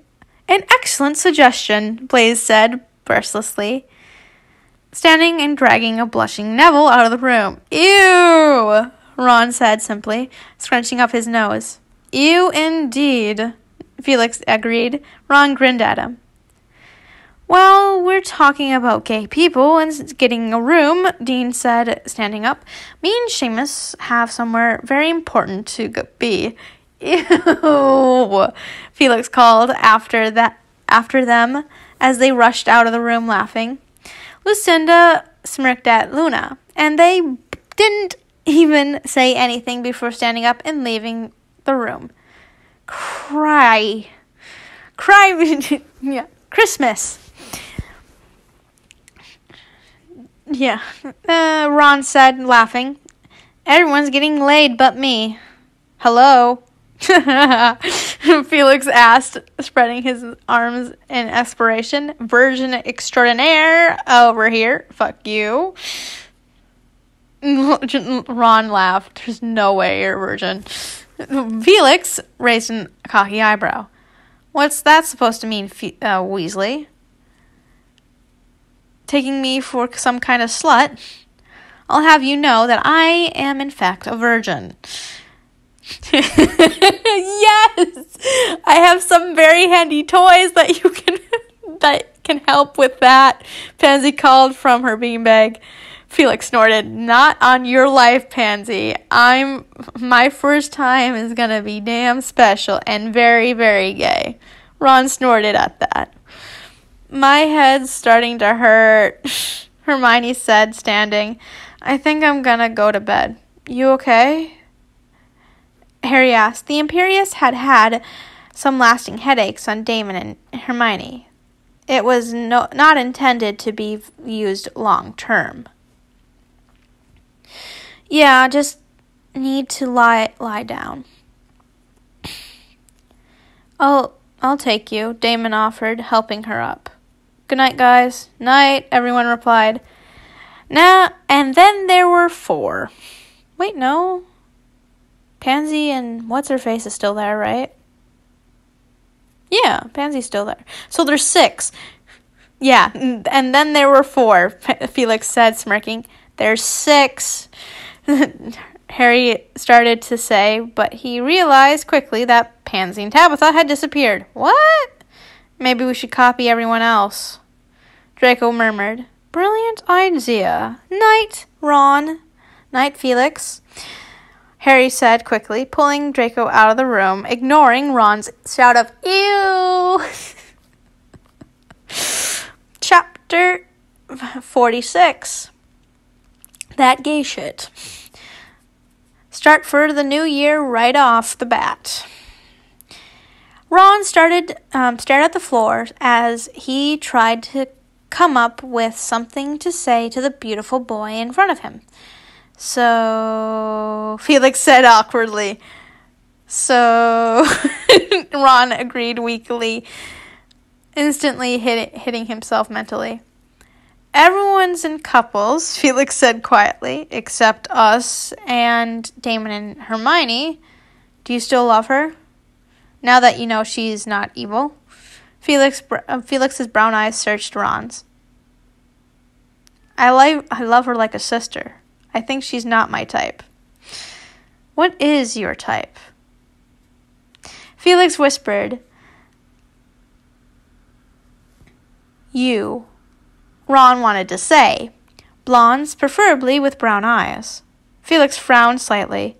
Hermione does have brown eyes. I'd also prefer them. Oh, gosh. Oh, boy. Okay, I'm going to say the technical term because I ain't saying the D word. I also prefer they had penises. But that's just me. Ron added, heart pounding. Felix laughed. Wow, didn't know you swung that way. Interesting. What about you? Ron was finding it easier to talk to the blonde. What's your type? Blue eyes are nice, and I think I'm starting to like redheads. Felix looked nervous for once in his life. Ron was pretty sure he was going to have a heart attack if his heart didn't stop beating so fast. Specific redheads? He asked cautiously. Pretty specific, yes, Felix said, leaning forward slightly. I actually have quite a specific request. Their name has to be Ron.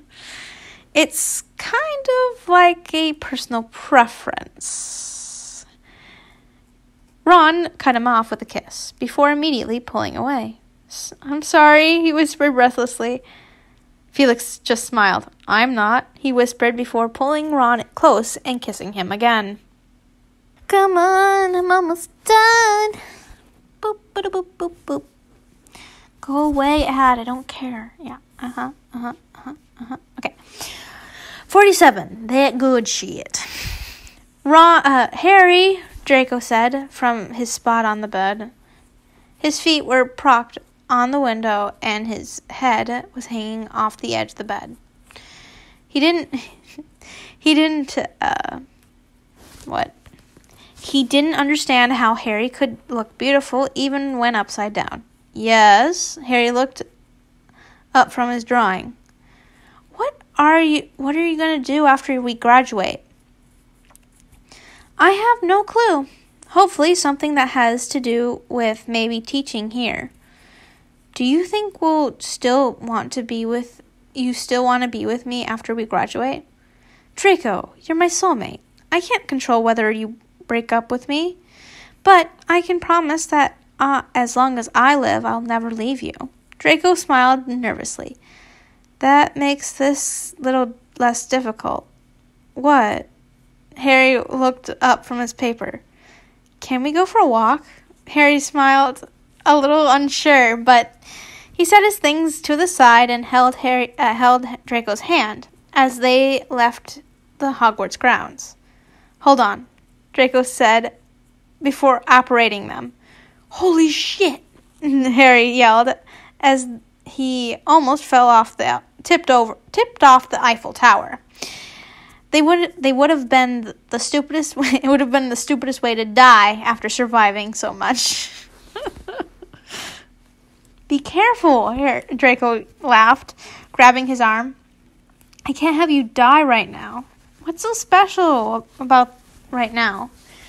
Harry teased, looking out at the sunset in front of them. This, Draco whispered. Harry turned around and gasped as he saw Draco on one knee in front of him. This doesn't mean we have to right now, Draco said quickly. We haven't graduated yet. It's a promise for the future. That one day we will. Harry's hands were shaking. Harry, I love you. I've loved you for forever. And I will always love you. We are closer than most couples because we are literal soulmates. You have seen my mind and I have seen yours.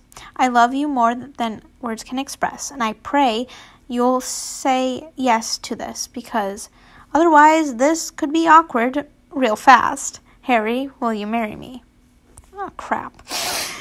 Yes. Sorry if you heard all crap. I accidentally went to the next chapter. Yes, Harry whispered immediately, tears in his eyes. Yes, yes, yes, of course I will marry you. Draco stood up, breathing out heavily and smiling. Really? Yes, of course. Harry hugged him tightly. I love you, I love you, I love you. I love you too, Harry. Hold on.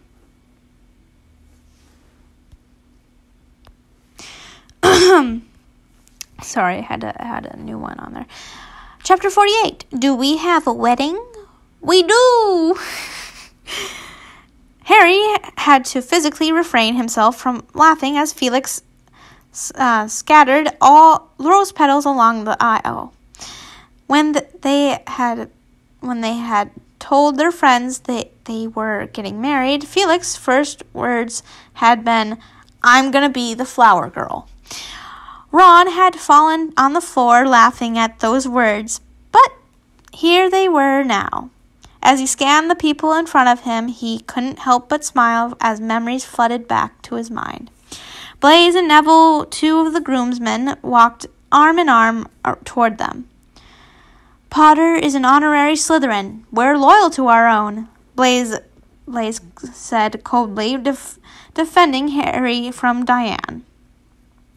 Blaise gestured at the table. Do you want to sit? We'll get it for you. Blaise then turned to Malfoy. Dre, truth or dare? Blaise's grin was wicked. Kiss Harry. You're friends with Neville. Is he single? Blaise was shifting his feet, blushing slightly. Are you okay? Are we still dating? Blaise's voice was so shaky and nervous that Harry's heart melted. Blaise put a hand on his shoulder. Harry, do you feel okay? Neville was the first to speak. Draco, may I call you Draco? Draco, it's a pleasure to have you at our table. I trust you'll be civil. You will be civil. You like him, don't you? As more than a friend. I can see it the way you are with him. I see you two kissed and made up, Neville said casually, smiling. Neville wrapped an arm around Ron's shoulders. Hey, want me to get you to the Gryffindor Tower? Oh, love, of course. Neville wrapped Blaise in a hug. Pansy and Tabitha, two of the bridesmaids, followed behind them, as also arm in arm. Well, since you're conjoined to our dear Draco, you are an honorary Slytherin for the next 10 weeks. Slytherins are very loyal, are all about loyalty. Pansy frowned, unsatisfied of Harry's answer, but seemed to notice how tense Harry was and shut her mouth. Dee, chill, Pansy said, defending Harry and Draco. Die, chill. Okay, so it's Diane. If by anyone you mean my collection of high-tech sex toys, then yes. Pansy smiled and opened the door. Welcome to our getaway, Harry Potter. Hey, it's okay, it's all right, Pansy said softly. You two okay? If you need anything, I'm here. Tabitha was something else. She was loud and energetic and sarcastic. And within 2 minutes, her and Felix were arguing over which one of them would beat the other in a fight, which resulted in them actually fighting. Die, Tabitha shouted. Cool it. Take it back. Tabitha raised an eyebrow and started tickling Felix until he was left gasping for air. This time, Tabitha's eyes were on him. She, for once, wasn't giving him suggestive looks at the mere presence of Harry, but was instead smiling softly at the two of them. Hey, Pans, Tabitha said softly. How you feeling? I love you too, Felix, she replied, hugging him back. Seamus and Dean followed behind the girls. Dean's eyes brightened. I didn't even consider it. I didn't even consider it being a good combination. Thanks, Draco. Dean was Seamus' immediate response. Dean blushed, but said nothing. Dean smiled brightly. That's what I'm best at. He moved backwards, tracing circles on Seamus' thigh, and whispering something in his ear. Seamus giggled. So, Nev, what were you doing when you didn't come back last night? Who tops? Seamus asked, grinning. Dean hugged him back. Does this mean we're still together? He asked. Yes, Seamus murmured. Dean rested his head on Seamus's shoulder gently. I'm glad we got back together. I missed you. Luna and Lucinda walked behind everyone as just his last pair of bridesmaids. Yay! Luna cried before downing hers. Oh my, Luna giggled. That's quite pleasant. Luna grinned. Tell us something in parcel tongue. I find it interesting. Neville breathed out heavily, falling back against Luna, who hugged him. Lucinda appeared to be having a full-fledged panic attack, and Luna was trying to calm her down. She was thin and didn't talk much. Her brother was outspoken enough for the both of them. Die, Lucinda whispered. You don't use that word ever. She's a sweetheart, Harry said simply. Lucinda no longer bothered to hide her smile. Oh, gosh, Lucinda whispered, wrapping Pansy in a hug. Please stop yelling, Lucinda muttered. Her hands were shaking and her legs were bouncing. His eyes scanned the crowd. A small smile crossed his lips as the sight of Hermione and Damon sitting next to each other holding hands. They had woken up in the hospital beds right next to each other. Hermione hadn't even known his name. The last thing either of them remembered was being on the train to Hogwarts 8th year, and then they went blank. Then it went blank. They had gone to therapy together, slowly gaining their memories back. They relied on each other as their rock, and slowly recovered, both of them. Still got bad headaches, but everything was better when they were together. First time Damon had kissed her, Hermione had frozen in shock for about a whole 30 seconds. Damon had panicked, thinking he had triggered some leftover shit from the curse, and almost took her to the hospital. Hermione snapped out of it after the 30 seconds and finally kissed him back. Felix almost skipped down the aisle, scattering petals happily. Felix mimicked throwing a punch and then collapsed into a giggle again. No way, Felix argued.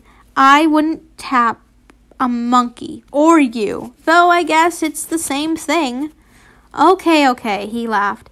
I give up. I surrender. I call blue, Felix shouted, jumping on the blue beanbag. So, he said, wiggling his eyebrows, are you two like a thing? But why won't you date me? Felix teased. Am I not hot enough for you? I'm trying to be helpful, Felix cried, but I just want Draco back. Felix stood up, wrapping Tabitha in a tight hug. I love you too. I love you, T. Felix just smiled. I'm not, he whispered before pulling Ron close and kissing him again. His best man, Ron, stood next to him, smiling. After a moment's hesitation, his smile turned to Malfoy. Hey, Malfoy. That's good to hear, Ron said. It'd be a nightmare if you two were arguing all the time. Ron blinked. May I ask why 5 Slytherins sat down at our table? Actually, Ron's my best friend. Ron stood quickly, smiling and hugging Harry.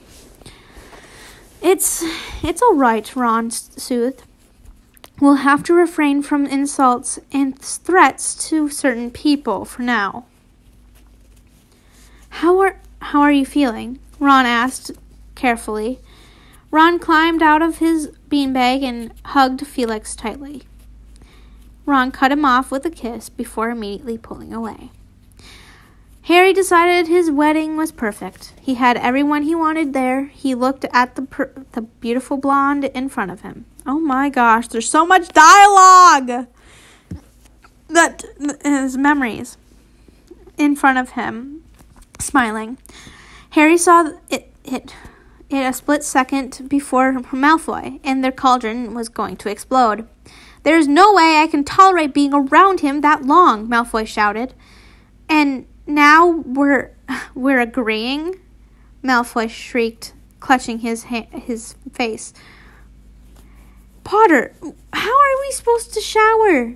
He was confused because why would he think of pulling Malfoy's hair? And why was he so alarmed, and how was he going to get rid of this problem? I'm not saying the real word.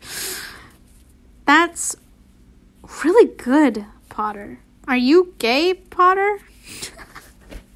I just love that one line. Neither one noticed the shocked stares they got as Malfoy started to help Harry put food on his plate. What? Wasn't your childhood perfect? Harry, Malfoy gave him a look. You're not the only one with a tough childhood. I understand. I'm not going to tell anyone. If you ever need to, talk about it, I guess I'm here. Holy shit, Potter, that's amazing. Come on. We have an hour to get ready. Malfoy thought about it for a minute before his face split into a genuine smile. Yeah, I think I am. You keep referring to everything as ours and us. And you stand up for me. It feels like we're starting to become one person. Draco, in my opinion, is the hottest person in the room. In my opinion, the hottest person in the room is Draco. And if one of us wants to take it further than that, if Pansy's okay with it, all of you can come, except Granger. I was the most sexual thing you've ever done. Harry, are we in Paris?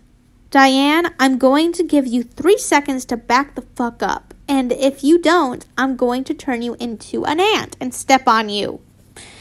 And you can't. You can throw left-handed, can't you? What's the point of having a gorgeous blonde with a working mouth and hand at your disposal if you're never going to use him? Oh gosh, did I pressure you? Did you feel obligated to? Draco and I got in a fight. I brought up family, it got personal, and we're both pretty pissed. All is forgiven, Draco shouted, kissing Harry quickly. I'm sorry too. Another kiss. That was literally the worst week of my life. Draco's effing hand on my effing thigh is going to be the effing death of me if he doesn't effing move it. I remember that one. That was all in Parseltongue. Harry thought he might be falling in love with the blonde. Harry was already pretty sure he was in love with Draco, and the fact that the blonde was curled up in the blanket and making tissue paper roses wasn't helping. Harry wasn't helping. Harry smiled and kissed him again, and they spent the rest of the night lost in each other. Merry Christmas, Harry. You love me? Harry James Potter, you're going to be the death of me, Draco laughed softly. I like being your knight in shining armor for once. Planning to do to do to those people. Well, too bad. I'm here, I'm queer, and I'm going to make your life a living hell, Draco said cheerfully. I heard you, but you didn't speak it. You thought it. Harry, I want to break up. Something was seriously wrong here. Harry, you're under a spell. Draco is in trouble. I think he was attacked. Draco is usually around to help. He's the only one of us strong enough to deal with our shit. Promise? Harry, I love you. Maybe it was never heaven at all. Maybe it was hell. And this is how we are tortured. Thank God. I love you so much. The last year of his life flew through his head in an instant as he stared at the boy in front of him. I do. I need a water break.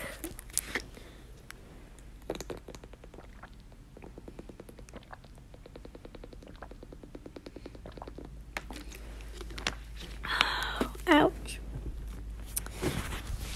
And next chapter. I'm just finishing this up. So I know it's going to be like around 2 hours, but you know what? We're finishing the thing. 49. Chapter 49. A very Potter ending. Scorpius, Lily, James! Harry called. Your aunt is here. Not including Albus, because we know Draco would never let Harry name his child Albus.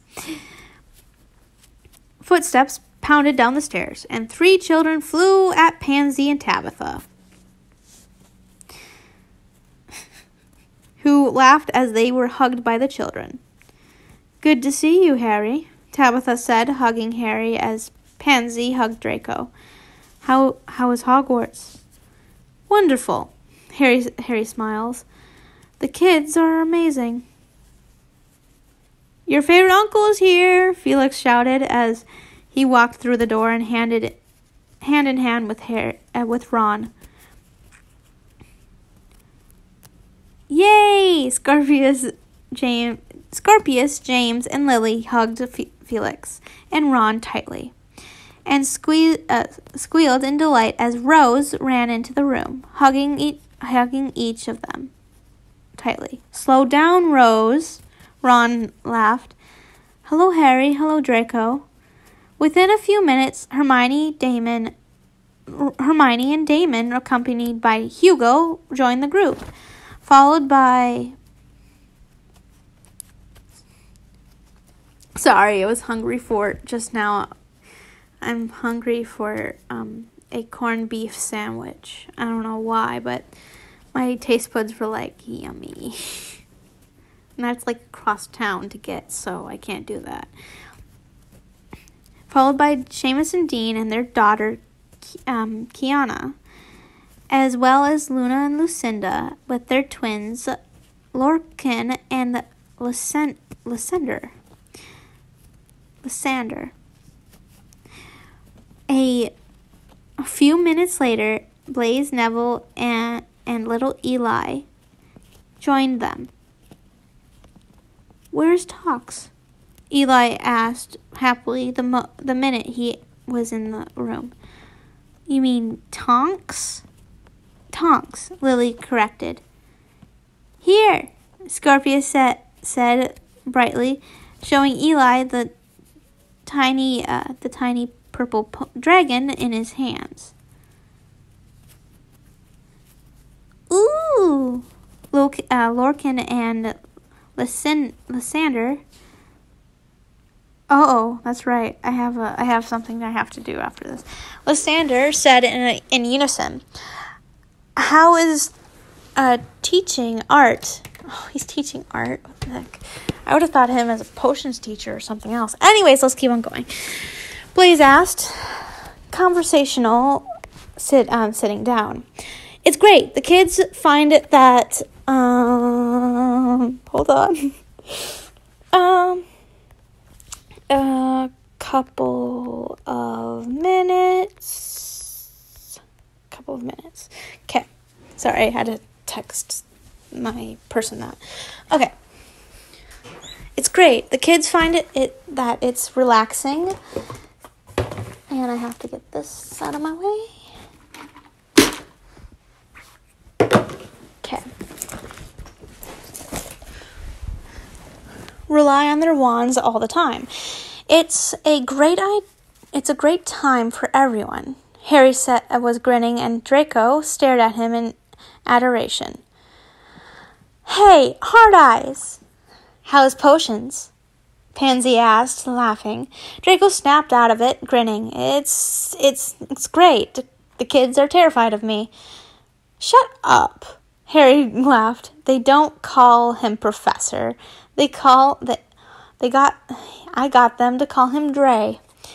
He can't get them to stop because no matter how many points he takes away for it, I give back. They love him. Draco pouted. Unfair. Harry laughed, resting his head on Draco's shoulder and lacing their fingers together. He had never felt happier, and he couldn't be more glad he got fucked up. He had fucked up his potion years before. He was Draco's and Draco was his, forever and always, and they would never stop holding hands. Aww. Chapter 50, the end. Okay. This is so satisfying. I'm ending the book on an even chapter. It's been an adventure, y'all, and thank you for sticking with me through the ups and downs of this book. I think the thing I'm going to miss the most about the book is my OC, Felix, Lucinda, and Tabitha. I can't say I'll miss Damon and Diane since I mostly wrote their characters as bad people, but I really started to like Felix and Tabitha. Lucinda too. I did too. I like Damon and Diane too. They were really good villains. They made me actually feel like I hated them in the book, so that's a really good villain. This book went through many changes, and I figured for our last chapter I could tell you that what they were. Felix and Tabitha were originally going to end up together, but I thought I liked their friendship too much. 2. Up until the exact chapter that I wrote that Hermione and Damon were imperious, I was just going to keep them as the bad guys, but I liked the plot twist, so there you go. In the early chapters, I was planning for Harry and Damon to have a relationship in which Damon was abusive and Draco saved him.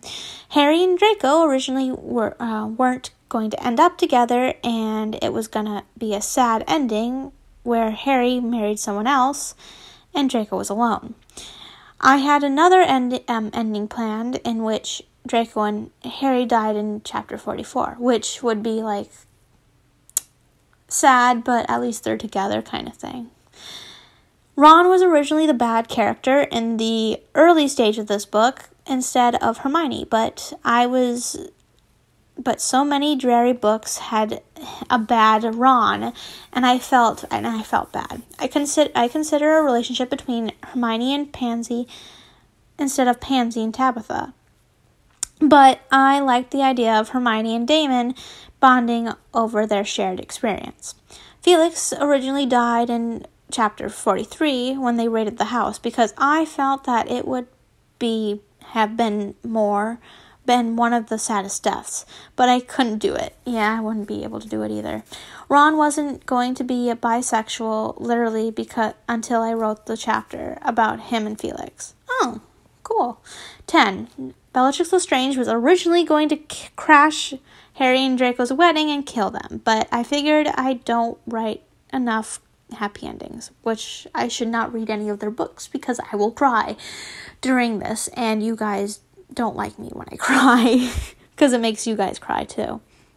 I was originally going to have Harry and Draco holding hands for the whole book, but I realized it conflicted with some plot points so I had them remove their hands from each other and settle for a mental connection.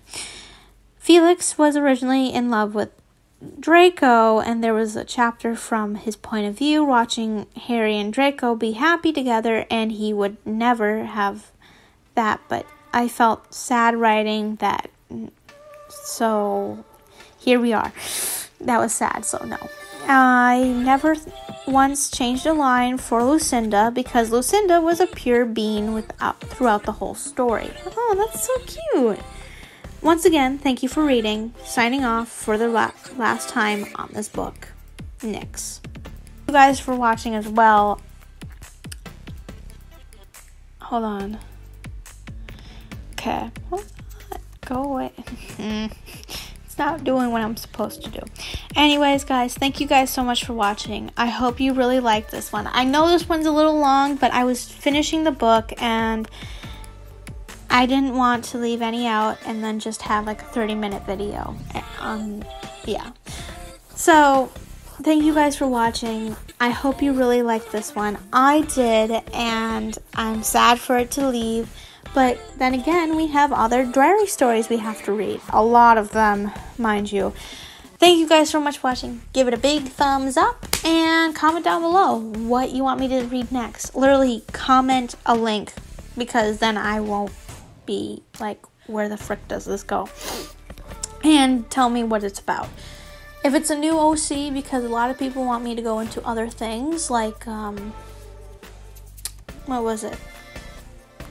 Ladybug and Cat Noir, but they didn't have a specific story, and I tried that and it didn't get a lot of views, and I didn't really like the story because the story was going a little bit not so well.